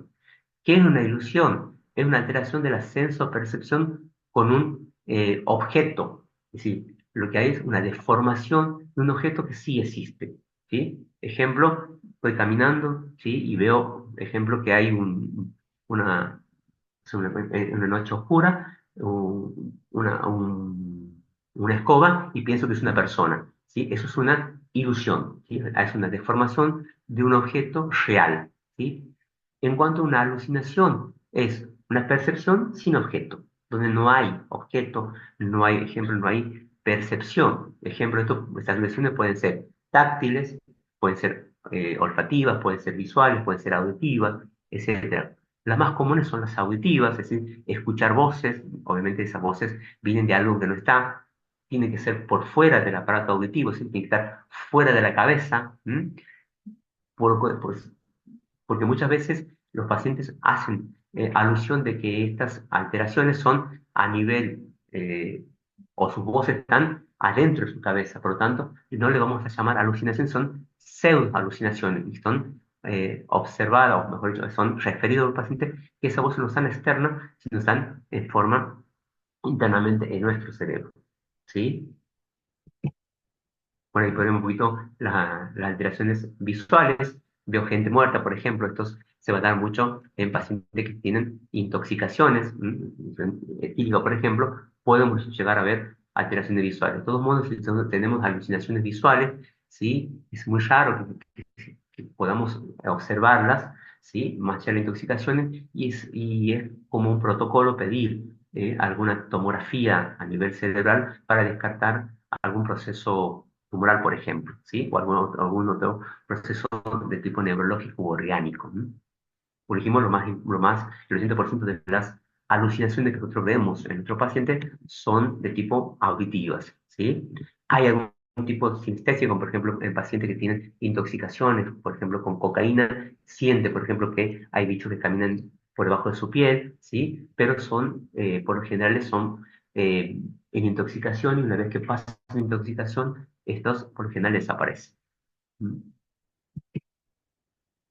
En cuanto a la afectividad y el humor, también son dos términos que más o menos ya lo hemos ido definiendo, un poco lo que es sentimiento, emociones, y hace alusión a referirnos a esa oscilación, esa fluctuación que hay entre el sentimiento de placer que sentimos nosotros y el displacer que se manifiesta en el sujeto, ¿sí? No estamos constantemente nosotros con una afectividad o un estado de ánimo constante, sino va a ir fluctuando de acuerdo a las cosas que nos vayan pasando diariamente, ¿sí? Por lo tanto, vamos a tener, ¿sí?, ese placer y displacer. Ah, nosotros llamamos, digamos, afectividad o timia, ¿sí? Cuando hay una respuesta emocional en el momento dado, ¿sí? El aspecto está, o la timia está alterada. Y humor cuando ya hay una emoción persistente y más mantenida, más como una forma de ser.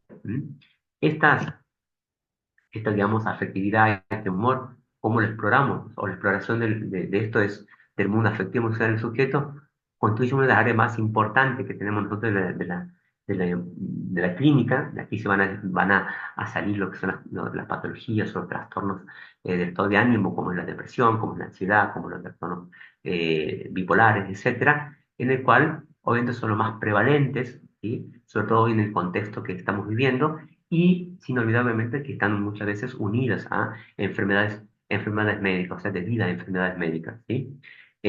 Obviamente que esto se manifiesta en forma subjetiva, ¿sí? Lo exploramos a través de lo que es, más allá de la observación de lo que el paciente nos verbaliza, ¿m?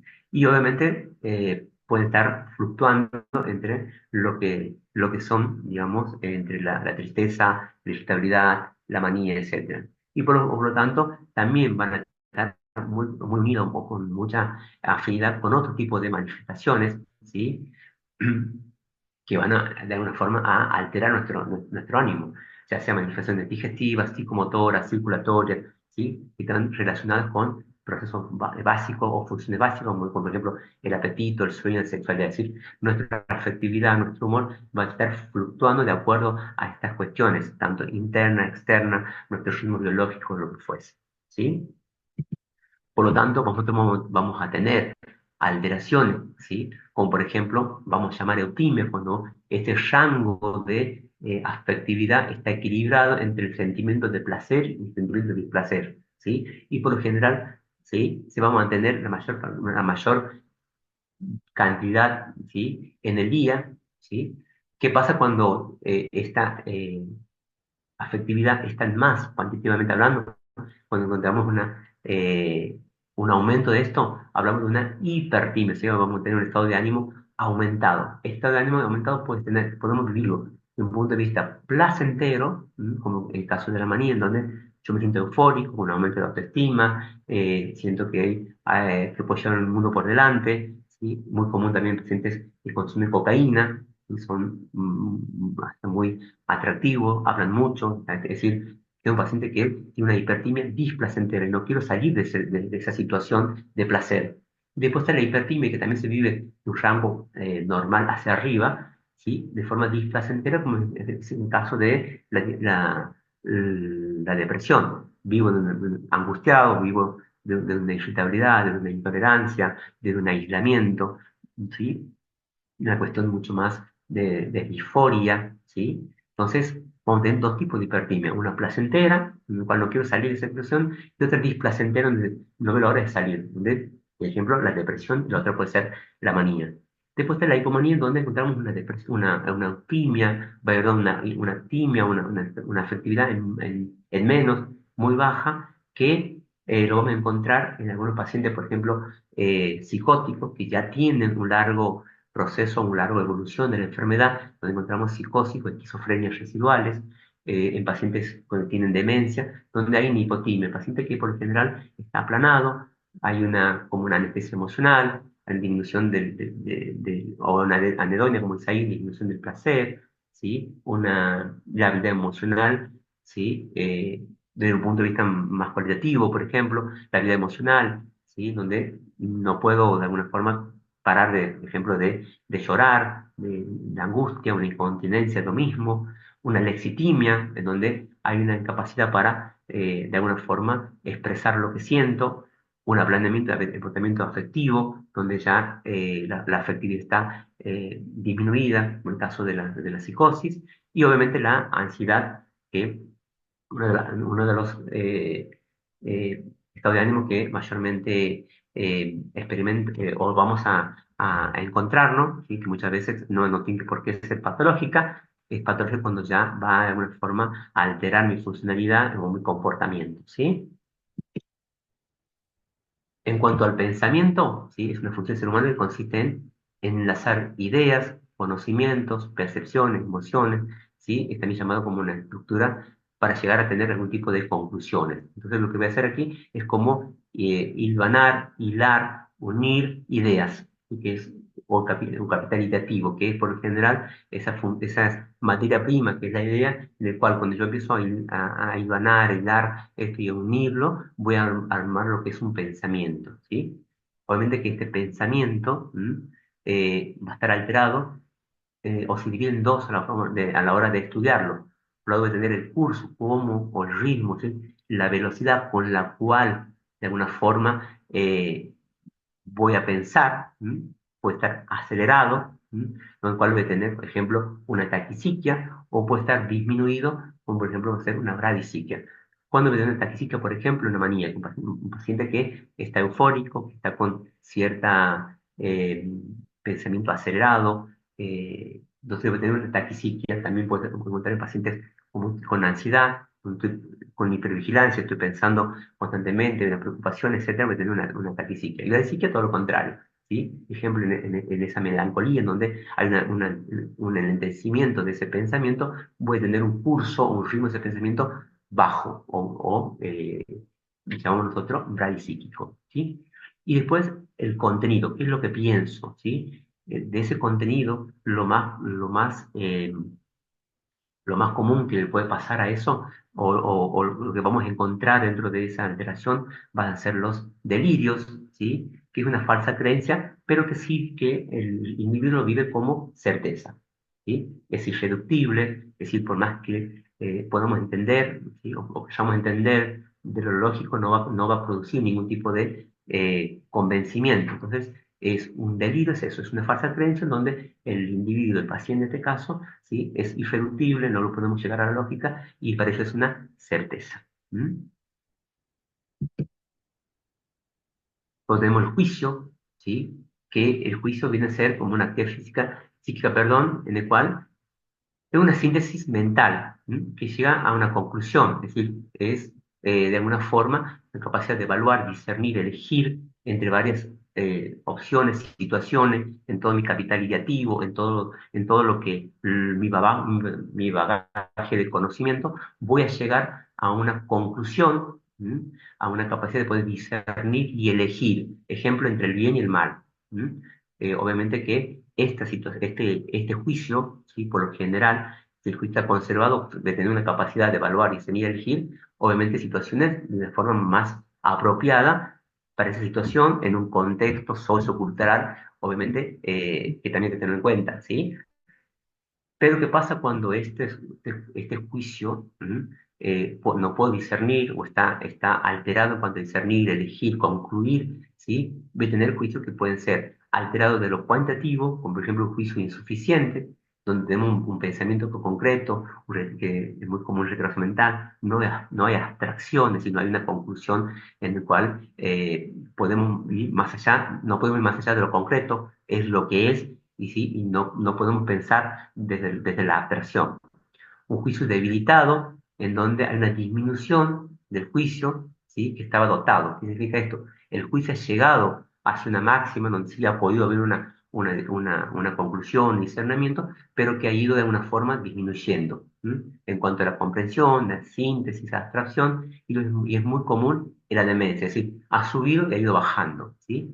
Luego está el juicio suspendido, en el cual las alteraciones son transitorias del juicio, se da por general una alteración en cuanto a la conciencia, como el estado de confusional, el coma, donde está suspendido. No puedo hacer una evaluación de ese juicio, ¿sí? También podemos verlo en algún tipo de intoxicaciones, ¿sí? Entonces, vamos a tener un juicio que no llega a lo esperado, un juicio que llega a lo esperado y que ha bajado, y un juicio que está suspendido, que todavía no puedo, o por general no se lo puede evaluar, está suspendido, ¿sí? Y después tenemos una alteración en cuanto a el juicio cualitativo, que es un juicio desviado. ¿Qué significa esto? Es como ir por un juicio que es desviado, es como ir por una colectora, ¿sí? Que es muy común de pacientes psicóticos. Tienen una realidad paralela, ¿sí? En el cual delirios y alucinaciones hacen crear o crean, digamos, una realidad que es para ellos certeza, para ellos es verdad, para ellos es, pero que llegan a usar, por eso llaman desvío, porque van por una cuestión con respecto a la lógica y a las cuestiones socioculturales, están ajenas o desviados de eso, ¿sí? Luego viene la actividad, es el proceso por el cual interviene la voluntad, ¿sí? Lo cual está inducido o lo cual está de alguna forma vamos a inducir un acto, o sea, nuestra conducta, ¿sí? Donde la voluntad va a llevarnos a hacer algo, ¿sí? Algún tipo de movimiento, por ejemplo, ¿sí? Estas alteraciones, ¿sí? Pueden ser cuantitativas, como por ejemplo estar aumentado mi actividad. Hago mil cosas a la vez, por ejemplo, estoy atendiendo a mis hijos, a su vez estoy cocinando, estoy pudiendo lavar ropa, estoy de alguna forma viendo televisión, hay una hiperbulia de esto, ¿sí? Obviamente que es una actividad, un aumento de la actividad motora. Por lo general, en las patologías psiquiátricas, trastornos psiquiátricos, esa hiperbulia es una hiperbulia eh, productiva que puede darse, por ejemplo, en pacientes que tienen una manía, ¿sí? Donde hay un aumento de la bulia, o puede ser improductiva. En una empiezo a hacer cosas y las termino, en la otra, en cambio, en la improductiva, empiezo a hacer una cosa y siempre la dejo por la mitad, ¿sí? Entonces, va a haber un aumento en el cual de esa actividad puede de alguna forma llegar a ser productiva o improductiva, ¿sí? En la manía, por lo general, pasan, ¿sí? La mayoría de las veces a una hiperbulia y de tipo improductiva. La hipobulia es todo lo contrario, la inclusión de esa actividad, ¿sí? Voluntaria, en lo cual hay una falta de interés, pero que se, o que podemos verla, por ejemplo, dijimos otro, en las depresiones, en donde hay una disminución de esa actividad. Siente que no tiene ganas, hay un desgano, un desinterés, desmotivación, por lo tanto su actividad, su conducta está disminuida. Y luego están las alteraciones de tipo cualitativas, ¿sí? En el cual hay una impulsión, o una impulsividad, en el cual por ahí, aparece de forma brusca, no hay una mediación de lo que es la reflexión, por lo general no hay una mediación del pensamiento, voy y lo hago. ¿Qué significa esto? No poder retrasar mi gratificación. En cambio, la compulsión es una compulsa, la misma palabra lo dice, una compulsa, una lucha entre lo que quiero, ¿sí? Y lo que sé que me hace mal. Es muy común eso en pacientes, por ejemplo, en pacientes con trastorno por consumo de sustancia, en donde hay una lucha entre lo que sé que consumir cocaína me hace mal, ¿sí? Pero no puedo dejar de consumir. Entonces hay esa compulsa, hay una cuestión compulsiva. En cambio, lo impulsivo, ¿sí? Por ejemplo, alguien que va, ejemplo, en un paciente que tiene trastorno límite de personalidad, ¿sí? Hay una desregulación emocional, me siento angustia, voy y me corto. Ese corte que me hago es una impulsión, es un impulso, ¿sí? Lo hago porque de alguna forma que puedo, de alguna forma, llegar a calmar en ese caso esa desregulación emocional, esa angustia que siento, ¿sí? Entonces, puedo tener los impulsos y por tanto tener las compulsiones, ¿sí? Luego tenemos la actitud durante la entrevista. Podemos tener pacientes que tienen una predisposición, ¿sí? En la entrevista, que por general le llamamos colaborador. Esta colaboración puede ser activa, ¿sí? En el cual con preguntas de tipo abiertas el paciente puede, de alguna forma, llevar esa entrevista. Las pasivas, por ejemplo, el colaborador pasivo, por lo general hay que inducir a ciertas preguntas, por lo general son más específicas, porque no hay un desenvolvimiento. Que también tiene que ver, no siempre es patológico, ¿sí? Ni propio de algún tipo de patologías, pero, por ejemplo, pacientes que tienen algún trastorno depresivo, por lo general son colaboradores mucho más pasivos, no tienen ganas de hablar, pero muchas veces se puede ver también en el contexto sociocultural, ¿sí? Pacientes que no tienen, digamos, un desenvolvimiento. Y después está, obviamente, la resistente, ¿no? Donde no hay una colaboración en cuanto a la entrevista en sí. También es muy importante tener en cuenta el aspecto que tiene el paciente, por ejemplo, la vestimenta. Nosotros desde la sala de espera ya sabemos, de acuerdo a la vestimenta, qué tipo de pacientes podemos encontrar, ¿sí? Un paciente que viene con accesorios extravagantes, ¿sí? Seguramente un paciente que está en un proceso maníaco, un paciente que por ahí está desordenado, bizarro, ¿sí? Una apariencia por ahí de poca higiene, etcétera, desalineado. Estamos hablando del paciente, por ejemplo, que puede ser una psicosis. Entonces, es importante tener en cuenta la vestimenta, la higiene, la apariencia física, si está alineado, no está desalineado, si es bizarro, ¿sí? Ya podemos darnos cuenta, obviamente, si entra el consultorio, una de las observaciones es el aspecto del paciente y es importante tenerlo en cuenta. ¿Mm? Bien. Eh, ¿Les parece que podamos hacer algún tipo si queremos aclarar algún tipo de concepto hasta aquí, antes de entrar en la última parte que son los síndromes? ¿Qué les parece? No sé, que se ha entendido algo, no se ha entendido, sido muy rápido. Alguien que... No, excelente, excelente. Este, No sé mucho, si, mucho no sé si, de no sé si hay... observación, observación, observación, y eso, por allí en la práctica de los pacientes con poco tiempo de consultorio y eso, a veces perdemos esos detalles que hablan mucho, que dicen mucho. Tal cual. Sí, tal Yo cual. tengo una duda. ¿Cómo, Sí, ahí puse la pregunta, ¿qué maniobra tienes vos o cómo interrogas para detectar que no te están mintiendo, que tiene una alteración de la memoria, sobre todo en la gente joven que ha consumido sustancia tóxica y delante de la familia hace como que no sé lo que hice, no sé lo que me pasó? claro. Eh, Bueno, por ahí... descubrir una mentira es medio complicado, porque hay otras tipo de técnicas que tienen que ver más desde lo legal, de lo forense, con otro tipo de abordaje, digamos, ¿sí?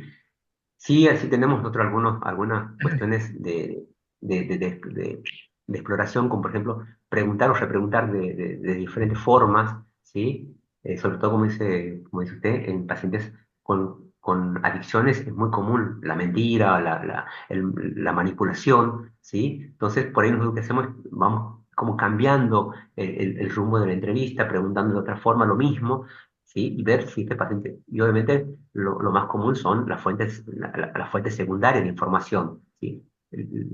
Una madre, una pareja, alguien que acompaña, digamos, al paciente nos puede dar una información que muchas veces se nos escapa a nosotros, esto de que dice usted, ¿no? cuando nos mienten, cuando nos manipulan, entonces, si es necesario, por ahí la segunda fuente de información que nos da un poco esto de si el paciente está mintiendo, está manipulando o por ahí hay un beneficio secundario en cuanto a lo legal o en cuanto a una licencia psiquiátrica para un trabajo, ¿sí? Son cosas que sí lo tenemos en cuenta nosotros, sobre todo esto, ¿no? De la manipulación que tiene el paciente para obtener algún beneficio secundario. Hay No otra sé si tengo alguna pregunta pregunta en el que chat. pusieron Ajá. que si la hiperbulia es patológica. No siempre es patológica, ¿sí? Hay pacientes, digamos, o hay personas, los llamamos pacientes, pues si no sería patológico, pacientes que hacen muchas cosas a la vez, que tienen que nosotros les llamamos que son hipomaníacos por se, es decir, son pacientes que tienen una hipomanía, o sea, tienen un aumento de la afectividad, ¿sí? Manía es un aumento exacerbado de la afectividad. Cuando hay una hipomanía, son pacientes que hacen muchas cosas a la vez.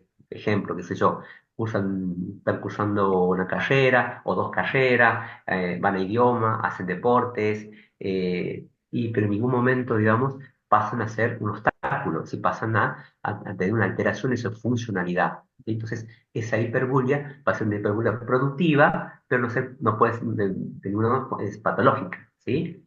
Después Como si está todas la las otra, mamás. por Digo, ejemplo, como todas las mamás. la mamá por ahí hacen un millón de cosas a la vez, hay una hiperbulia, ¿sí? Pero no siempre es esa hiperbulia. Aunque hay algunos autores, ¿sí? Que van a llamar, cuando hablamos ya de hiperbulia, hablamos ya de una patología, ¿sí? Y dejan para estas cuestiones más fisiológicas, adaptativas o cotidianas, ¿sí? Otro tipo de terminología. ¿Sí? Pero si nosotros así como pedagógicamente hablando, sí podemos decir si hay una hiperbulia que puede ser adaptativa, fisiológica, y otra que sí puede ser patológica, ¿sí? Bien. Depende, ese es el manual que uno lee o donde está parado en cuanto a la escuela que estudie. Perfecto, yo creo que podemos seguir. Perdón, hay una sola pregunta más de la doctora Diana Piesterlini, que habla de la niebla mental que se impuso, que se empezó a nombrar a partir de la época del COVID. Eh, ¿qué relación o qué concepto tiene usted de esto? Eh, la niebla mental, cuando hablamos de niebla mental, no existe, digamos, como tal en cuanto a lo técnico. Eh, Habría que ver bien a qué se refiere con niebla mental. Por lo general, cuando hablamos o cuando se hace alusión a algo de niebla mental o una disminución de esto, hablamos de la conciencia, ¿sí? Hablamos como un estrechamiento, como un nublado de la conciencia, ¿sí? La conciencia desde el punto de vista neurológico, digamos, ¿sí? Y ahí vamos a encontrar diferentes tipos de niveles. Lo que habría que ver cuando hablamos de nivel mental, en qué contexto lo dicen, ¿sí? O cómo lo podemos de alguna forma relacionarlo con el COVID. No tengo bien claro en cuanto al contexto que dice, digamos. Ujú. Bueno, muy bien. Si le parece a usted, continuar. Bien, Y excelente, Héctor.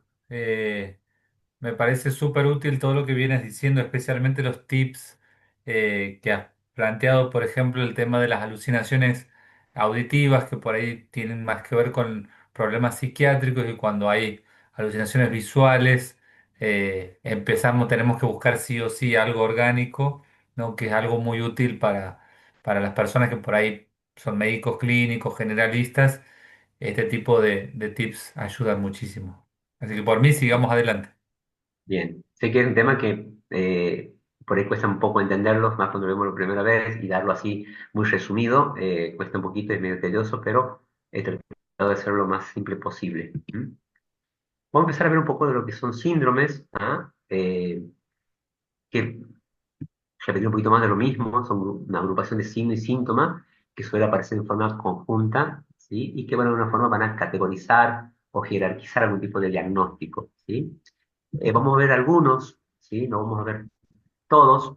Por ejemplo, tenemos un delirio, que es un síndrome constituido fundamentalmente por alteración de la conciencia, desorientado, tanto espacial o temporalmente, con fenómenos alucinatorios, ideas delirantes, interpretaciones delirantes, agitación psicomotriz. Esto pueden ser intensas o no, que está relacionado por lo general con una etiología orgánico-cerebral. ¿Sí? Esto de Lino por lo general nos llaman a nosotros, a los psiquiatras, porque encuentran ya desorientación, un paciente que está delirante, que habla, que hay alucinación, escucha voces, obviamente, ¿sí? Llegamos nosotros y bueno, el paciente por lo general ya calmado, ¿sí? ¿Sí? ¿Por qué? Porque la etiología por lo general es orgánica cerebral. ¿Sí? Ejemplo de esto, por ejemplo, es pacientes que salen de ahí de algún tipo de cirugía, que han estado en un postoperatorio intenso o prolongado, puede presentarse, digamos, un delirio, ¿sí? Que por lo general son reversibles de corta duración. ¿M? Y después está desde el punto de vista psiquiátrico para nosotros, delirio en trens, que sabemos que hay una intoxicación alcohólica, pues eso es otro tipo de temas, ¿sí? Nuestra particular que más o menos ya hemos dicho que está caracterizado principalmente por el estrechamiento del campo de la conciencia, ¿sí? En donde hay una alteración, se traduce por una percepción defectuosa de esa realidad que está fuera del campo perceptivo. Aquí encontramos los estados disociativos, y que es muy común en los cuadros epilépticos. Puede durar horas o minutos. ¿Ah? Un síndrome amnésico, que es la pérdida, la capacidad de adquirir, pérdida o alteración de capacidad de adquirir nuevos conocimientos, de evocarlo, de almacenarlo, o de ambos, ¿sí? De internalizarlo, por lo general. Entonces vamos a tener síndrome amnésico. Esto puede ser permanente o transitorio. Por ejemplo, esto, tenemos la amnesia nacular que dijimos, intoxicaciones, ¿sí? Principalmente con las etílicas, por benzodiazepinas, traumatismo craneoencefálico, síndrome de Korsakoff, que son síndromes amnésicos. Los demenciales, lo que acabamos de decir, que pueden ser deterioro adquirido prescindiendo de la globalidad de las funciones intelectuales, el juicio, la memoria, la abstracción, el pensamiento, la afectividad, ¿sí? Los neurasténicos hace referencia más bien a un estado de cansancio, de fatiga, tanto física como mental, la falta de energía, eh, que muchas veces puede estar unido a un aumento de cortisol en un estado por ejemplo, el trastorno de ansiedad generalizada, donde sabemos nosotros que hay un cortisol que se mantiene de forma prolongada y que de alguna forma va a ir dañando o va a ir alterando algún tipo de órganos o sistemas, pero que el paciente a nivel mental o psíquico lo puede vivir en ese lugar, desde el cansancio físico, mental, falta de energía, etcétera, ¿sí? Con el síndrome ansioso, aquel que va a predominar principalmente la ansiedad como estado de ánimo, que posee diferentes grados.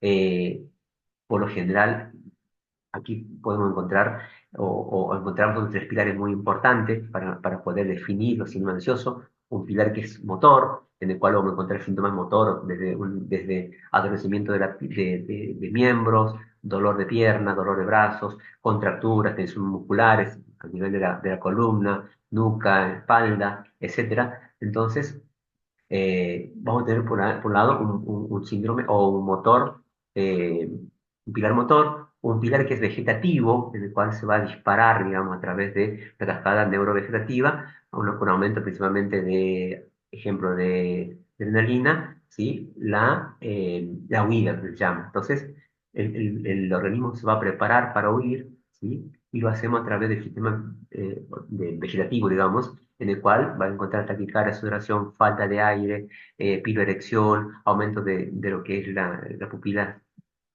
de los ojos, etcétera, en el cual voy a preparar al organismo para huir, ¿sí? Entonces, en los trastornos, bueno, ataque pánico, voy a tener estos síntomas, ¿sí? ¿Cuáles van a ser? Taquicardia, sudoración, falta de aire, sensación de muerte, pienso que me voy a morir, siento que me va a dar algo, etcétera, ¿sí?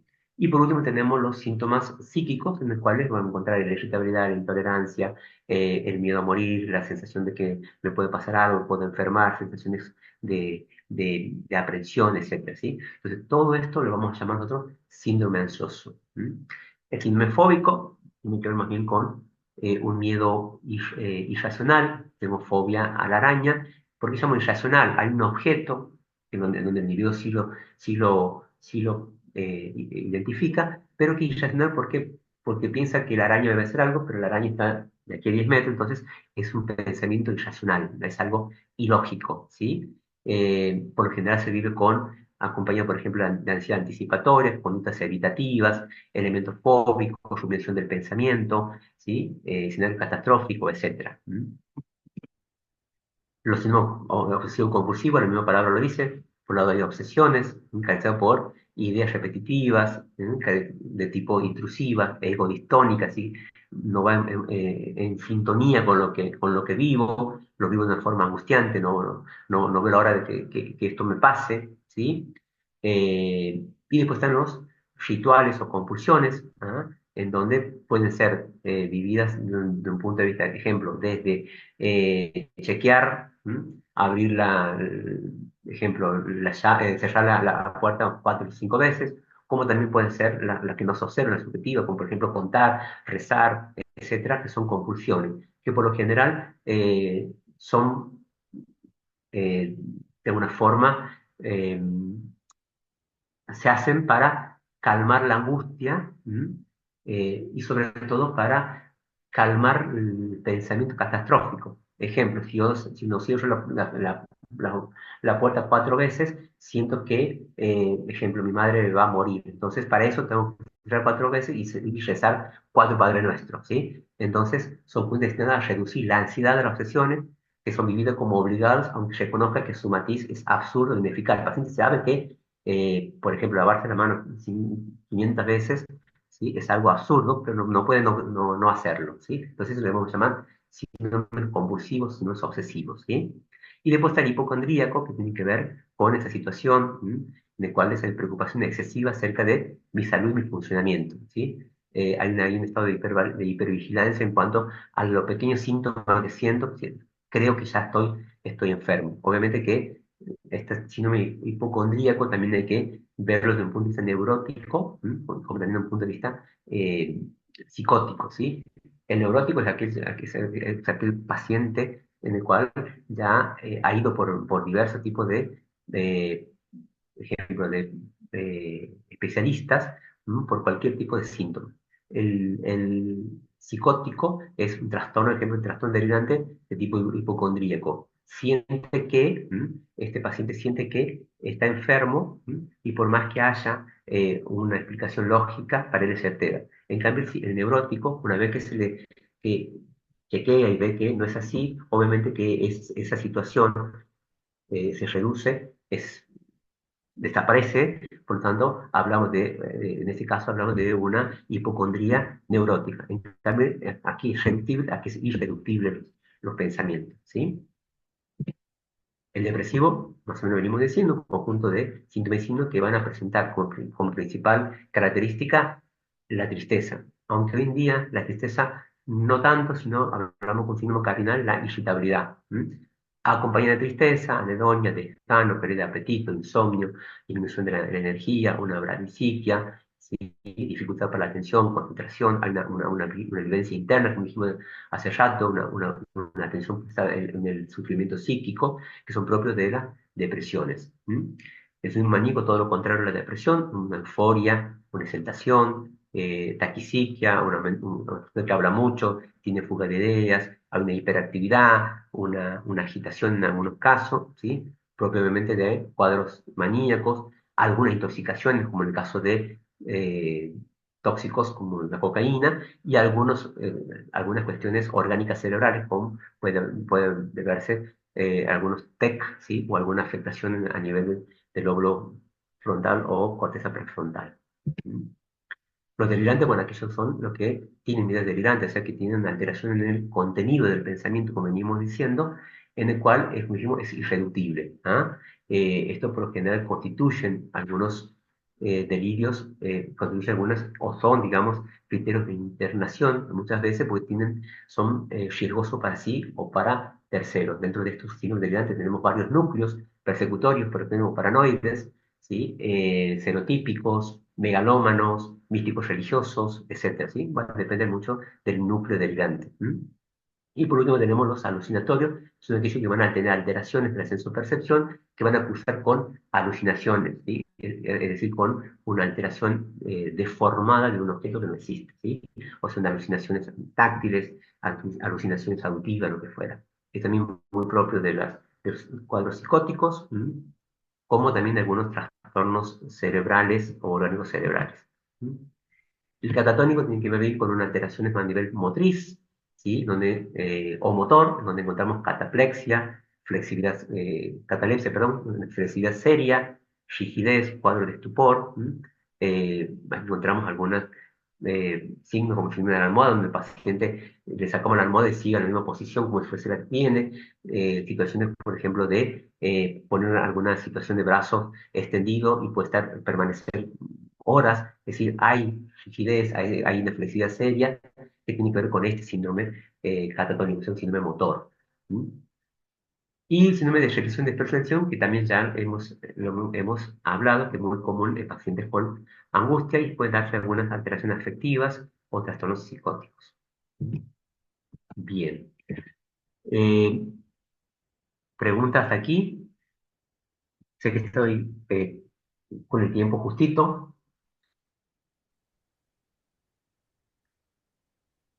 No sé qué dices, Gastón. Eh, ¿Tienes un caso clínico para leerlo? Si no, lo dejamos aquí. Depende de sumar 10 menos 20. ¿Mm? hay No una sé si... pregunta, pero con respecto a la primera parte, que dice que una vestimenta de un adulto de estilo gótico tendría un trasfondo patológico, como Todo lo que es vestimenta hay que evaluarlo como en tres características o tres sí, características. Edad, sexo, ¿sí? Y situación sociocultural. Y algunos autores hablan en cuanto a tiempo también, si es verano, invierno, etcétera, ¿sí? Pero sí o sí va a depender género, ¿sí? Edad, sexo y la situación sociocultural. Hoy en día vemos que los jóvenes, los adolescentes, tienen ya una vestimenta totalmente diferente a nosotros cuando éramos adolescentes, o ni irnos tan lejos. La moda de aquí hace 5 años atrás nos vestimos diferente ahora, ¿sí? Entonces, esa vestimenta tiene que estar evaluada de acuerdo a estos parámetros, ¿sí? De sexo, edad, tiempo, cultura, sociedad, etcétera. Obviamente, si viene alguien totalmente extravagante o bizarro, y seguramente sí va a haber algún componente psiquiátrico ahí. Ahí hay otra pregunta, Héctor, en donde refiere que pregunta, en un síndrome depresivo reactivo, ¿cuánto sería el tiempo de recuperación esperable en un sentido general, entendiendo que podría haber particularidades? Bien, nosotros para eso obviamente utilizamos tratamientos psicofarmacológicos, más tratamientos psicoterapéuticos obviamente, y psicosociales, ¿sí? Desde el punto de vista psiquiátrico, nosotros a los trastornos depresivos, le colocamos antidepresivos que son los IRS, los inhibiciones de la reclutación serotonina, lo que utilizamos como caso de la fluoxetina, paroxetina, sertralina. Si tenemos un periodo de espera, de latencia, que llamamos nosotros, de 3 semanas a 6 semanas, en el cual vamos a empezar a ver esa remisión en forma paulatina de esa sintomatología, ¿sí? Obviamente que hay protocolos, ¿sí? que se va llevando de acuerdo a tiempos y dosis y formas de- del tratamiento, que si no funciona a la novena semana aproximadamente, vamos a cambiar, hasta eso ya se ha aumentado el antidepresivo, sea en tiempo y en dosis. Pero por lo general, a la tercera, primer mes, segundo mes, máximo tercer mes, cuando hemos aumentado el antidepresivo, etcétera, ya empezamos a ver una remisión casi completa de la sintomatología, ¿sí? Pero no significa que el tratamiento ha comenzado, perdón, ha finalizado, ¿sí? Una vez que se ha remitido, el tratamiento sí o sí lo debemos llevar al año o año y medio, siempre y cuando sea su primer episodio, para recién empezar a disminuir y bajar, disminuir esa dosis para sacar ese antidepresivo, ¿sí? Entonces, va a depender mucho, obviamente, no tan solo de los psicofarmacológicos, sino también de cuestiones psicoterapéuticas, es decir, qué recursos tiene ese paciente para poder lidiar con lo que le pasa, cuáles son sus herramientas, recursos afectivos, emocionales, conductuales, psicológicos, sociales, ¿sí? Que sumado a la psicofarmacología, ¿sí? Va a ser mayor o menor el éxito en menor o mayor tiempo, ¿sí? Y esto obviamente sumado a lo que es el pilar psicosocial, es decir, quién acompaña el tratamiento, cómo está contenido ese paciente, qué factores de riesgo tiene, qué factores protectores tiene a la hora de ver cómo se acompaña ese tratamiento, ¿sí? Entonces, cuando hablamos de una evolución o pronóstico de un tratamiento depresivo, debemos tener en cuenta mínimamente estos tres pilares. El psicofarmacológico, que por ahí es el más fácil, porque es subir, bajar, poner una medicación. El psicoterapéutico, que es uno de los más difícil, complicado y más importante, porque el paciente va a empezar a investigar de por qué de estas cosas y empezar a ver qué herramienta necesito, qué herramienta tengo que tener para lidiar con esto que me pasa. Y el psicosocial, que iba a contener todo esto, ¿sí? Cuando hablamos del paciente. No sé si ha quedado claro, Excelente, he podido excelente, responder. Héctor. Por ahí capaz que en la pregunta hace referencia sobre todo a que es una depresión reactiva, por ahí Ujú. que si quieres aclarar un poco la diferencia entre endógena y reactiva, como para, Y digamos, cuando hablamos de, bien, perfecto. Cuando hablamos de depresiones que pueden ser eh, reactiva o endógena, hablamos de endógena cuando hay una cuestión interna, es decir, cuando tiene que ver, ejemplo, con una condición más biologicista o más biológica de la persona, o sea, algo endógeno. Ejemplo, que sé yo, pacientes que tienen depresiones crónicas, ¿no? En el cual le damos antidepresivo y que seguramente va a tener por mucho tiempo casi toda la vida, ¿sí? Eh, y por lo general no tiene una situación o una etiología, un desencadenante por ahí visible, ¿sí? O detectable.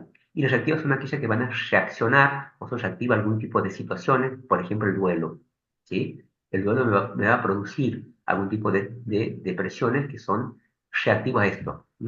En paradigmas anteriores, o en hace 10 años atrás, 15 años atrás, había situaciones o tristezas o depresiones reactivas como el duelo que no se ejemplo, no se producía, no dábamos tratamiento antidepresivo. Hoy en día sí, hoy en día podemos acompañar una depresión reactiva, como el caso del duelo o alguna pérdida, un desempleo, lo que fuera, ¿sí? Acompañamos, ¿sí? Con un tratamiento psicofarmacológico y psicoterapéutico y psicosocial, ¿sí? No sé si vos quieres aclarar algo más, Gastón. no, no, excelente, me parece súper completo. Por ahí si quieres em, continuar con la parte que falta como para ir redondeando o hasta acá que nomás estamos. Me parece que está bueno el caso clínico para redondear como para seguramente va a traer más preguntas, ¿no? Porque siempre clarifica el caso clínico. Bien, yo sé que tengo 5 minutos más o menos, no más de eso, 5 o 10 minutos, y bueno, te digo como para que lo pensemos, ¿m? Te estoy mismo hablando, cómo podemos articular en cuanto a la práctica, digamos, ¿sí? Bueno, leo, el caso clínico donde dice, Rosa era una mujer de 40 años, abogada, había trabajado desde muy joven y estudiado. A los 25 años tuvo el primer episodio depresivo, empezó a tener desgano, hipobulia, anedonia, le costaba mucho el trabajo levantarse de la cama, a pesar de que no podía dormir bien por por la noche. No tenía apetito y notó que su sopa le quedaba algo grande. Aumentó el consumo de cigarrillo de 10 cigarrillos a una cajetilla, o sea, 20 cigarrillos, a veces una y media. El fumar le permitía funcionar, estar despierta, poder leer los expedientes, sin tener que repetir una y otra vez la misma hoja. Supo que estaba en serio problemas cuando dejó plantado al soltero más codicioso de la oficina por falta de ganas, a pesar de que ella había asegurado que sí iría. Su deseo sexual estaba por el suelo y solo pensarlo le daba flojera. Su padre, que era médico, consultó con un amigo psiquiatra y se le prescribió imipramina. La tomó en dosis que desconoce por 6 meses, con buenos resultados, pocos efectos secundarios, pero sí recuerda que la sequedad de boca y el estreñimiento eran lo que más le molestaban. Esta vez acudió por presentar las mismas manifestaciones clínicas, solo que ahora se ha agregado un deseo de ya no estar o no querer estar viva, de una especie de obsesión que se mete en su cabeza y que le impide no hacer nada más que correr a algún sitio para quitarse la vida. Se la ha detenido en el metro, se ha colgado en el cuello 2 veces sin éxito y una más se tomó una caja completa de benzodiazepina. Se ordenó la internación y se mantuvo en vigilancia con un cuidador las 24 horas. En este caso se indicó fluoxetina 40 miligramos, mitazapina 15 miligramos por la noche para poder dormir. A las 3 semanas se observó una respuesta parcial, por lo que se decide iniciar terapia electrocompulsiva, 15 sesiones con resultados favorables, donde se da la alta con la misma dosis de medicamento y una remisión completa de la sintomatología a los 6 meses. Pero se mantiene con fluoxetina por un año más. Después se retiró el medicamento y después de 2 años no ha tenido nuevos cuadros depresivos. Se volvió a casar y ejerce su carrera. ¿Sí? Bien, como algo práctico, que después no veo que lo hagamos ahora, pero de esto, cómo interpretamos nosotros esto, o cómo a nuestro alumno le enseñamos de este caso clínico, ¿sí? Qué síntomas, o qué signos y síntomas podemos extraer, ¿sí? De acuerdo a lo que extraemos, o signos y síntomas, qué tipo de síndrome podemos de alguna forma armar con lo que tenemos, y de acuerdo al síndrome que yo arme, cuál va a ser o cómo va a ser esa evaluación, o cómo es, digamos, la exploración o esa evaluación mental, ¿sí? Entonces, de acuerdo a lo que ese síndrome que arme más mi evaluación mental, voy a poder llegar recién a un diagnóstico que le voy a llamar un trastorno o una alteración o un desorden, ¿sí? Entonces, ese trastorno va a ser el resultado de un síndrome, de una exploración, una evaluación mental, ¿sí? En donde, sumado a que voy a ser guiado por un manual diagnóstico como el DSM-5, voy a recién poder dar un diagnóstico presuntivo, por ejemplo, un trastorno depresivo mayor, ¿sí? Entonces, ¿qué es lo que tendría, por ejemplo, Rosana en este caso? Entonces, tenemos signos, por ejemplo, de desgano, ¿sí? De no querer levantarse de la cama, síntomas de tristeza, anedonia, formado, ¿sí? Un síndrome depresivo. Los síntomas, la evaluación la evaluación seguramente en un paciente que hay una hipertimesis placentera, una anedonia, una hipogulia, una atención dispersa, una bradicitia, una disminución de la actividad, una hipogulia, como decía, ¿sí? Y que de acuerdo a esto, ¿sí? Según el DSM-5, si esto cumple el criterio de tiempo de 2 semanas, ¿sí? En frecuencia e intensidad, podemos recién hablar, por ejemplo, de un trastorno depresivo mayor, ¿sí? Entonces, esta exploración que venimos haciendo no va a servir de alguna forma, nos gustaría que nos sirva de alguna forma de tener, ¿sí? En su cartuchera, como decían, algún tipo de instrumento pequeño de poder formar síndromes, ¿sí? Formo síndrome sabiendo cuáles son síntomas y signos, ¿sí? Y de acuerdo a esto hago cierta evaluación clínica y puedo tener algún tipo de diagnóstico lo más acertado posible y hacer de alguna forma una derivación lo más pronto y lo más acertada. Bueno, me pasó un poquito, pero bueno, eh, No, no. algo, Bárbaro, doctor, algo bárbaro. No, no pasó nada, todo justo a su medida. bien. Bastante interesante, nos ha desburrado bastante, sobre todo los que no tenemos tanta experiencia como ustedes y queremos hacer el mejor papel posible como médico clínico ante este tipo de pacientes. Sí, Gastón. excelente. Excelente, Héctor. La verdad que has comprimido 6 meses de información que son por ahí los cursos de semiología en menos de 2 horas. La verdad, bravo, espectacular y cómo, digamos, le has dado sentido al conocer la terminología semiológica que es tan importante, ¿no? Para poder detectar, describir y poder orientar al paciente hacia un tratamiento adecuado, que es súper importante, digamos, para los médicos generalistas, para aquel médico que tiene otra especialidad, pero obviamente que en la salud, si no hay salud mental, no hay salud. Entonces, siempre todos los pacientes necesitan esta orientación y por eso creo que es tan valioso todo lo que has explicado hoy. Muchas gracias.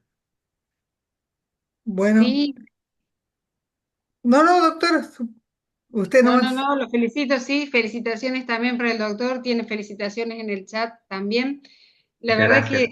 que muchos conceptos que han sido muy claros, que vemos en la práctica diaria y que quizás los que no estamos en el área no sabemos interpretar, no sabemos reconocer y vemos la importancia que tiene y que podemos llegar antes a situaciones críticas, pudiendo reconocerlos y derivarlos a tiempo. Como decía usted, me parece, ha sido muy claro. En eso me han quedado esos conceptos muy, muy bien.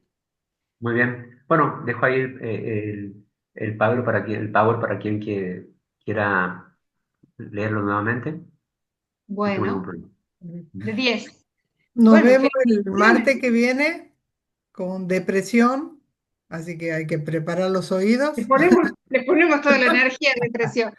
Es la, Así, es la patología que mayor genera certificados y, digamos, licencias en todo el mundo, ¿no? Entonces, licencia laboral por depresión es lo que más está prevalente en este momento y es muy importante tener una idea y la verdad que por eso los invitamos a todos para que estén presentes el próximo martes, que vamos a estar con una charla muy interesante con respecto a esto y adaptada obviamente para el médico general. De 10. No voy a decir que esperamos ansiosos esa charla. Bueno, les agradezco mucho a todos. Saludos a todos los que a toda la audiencia y nos vemos entonces el próximo martes. el Muchas martes. gracias. No, Chao, Muchas chao. gracias. gracias, Hasta luego. gracias, Héctor.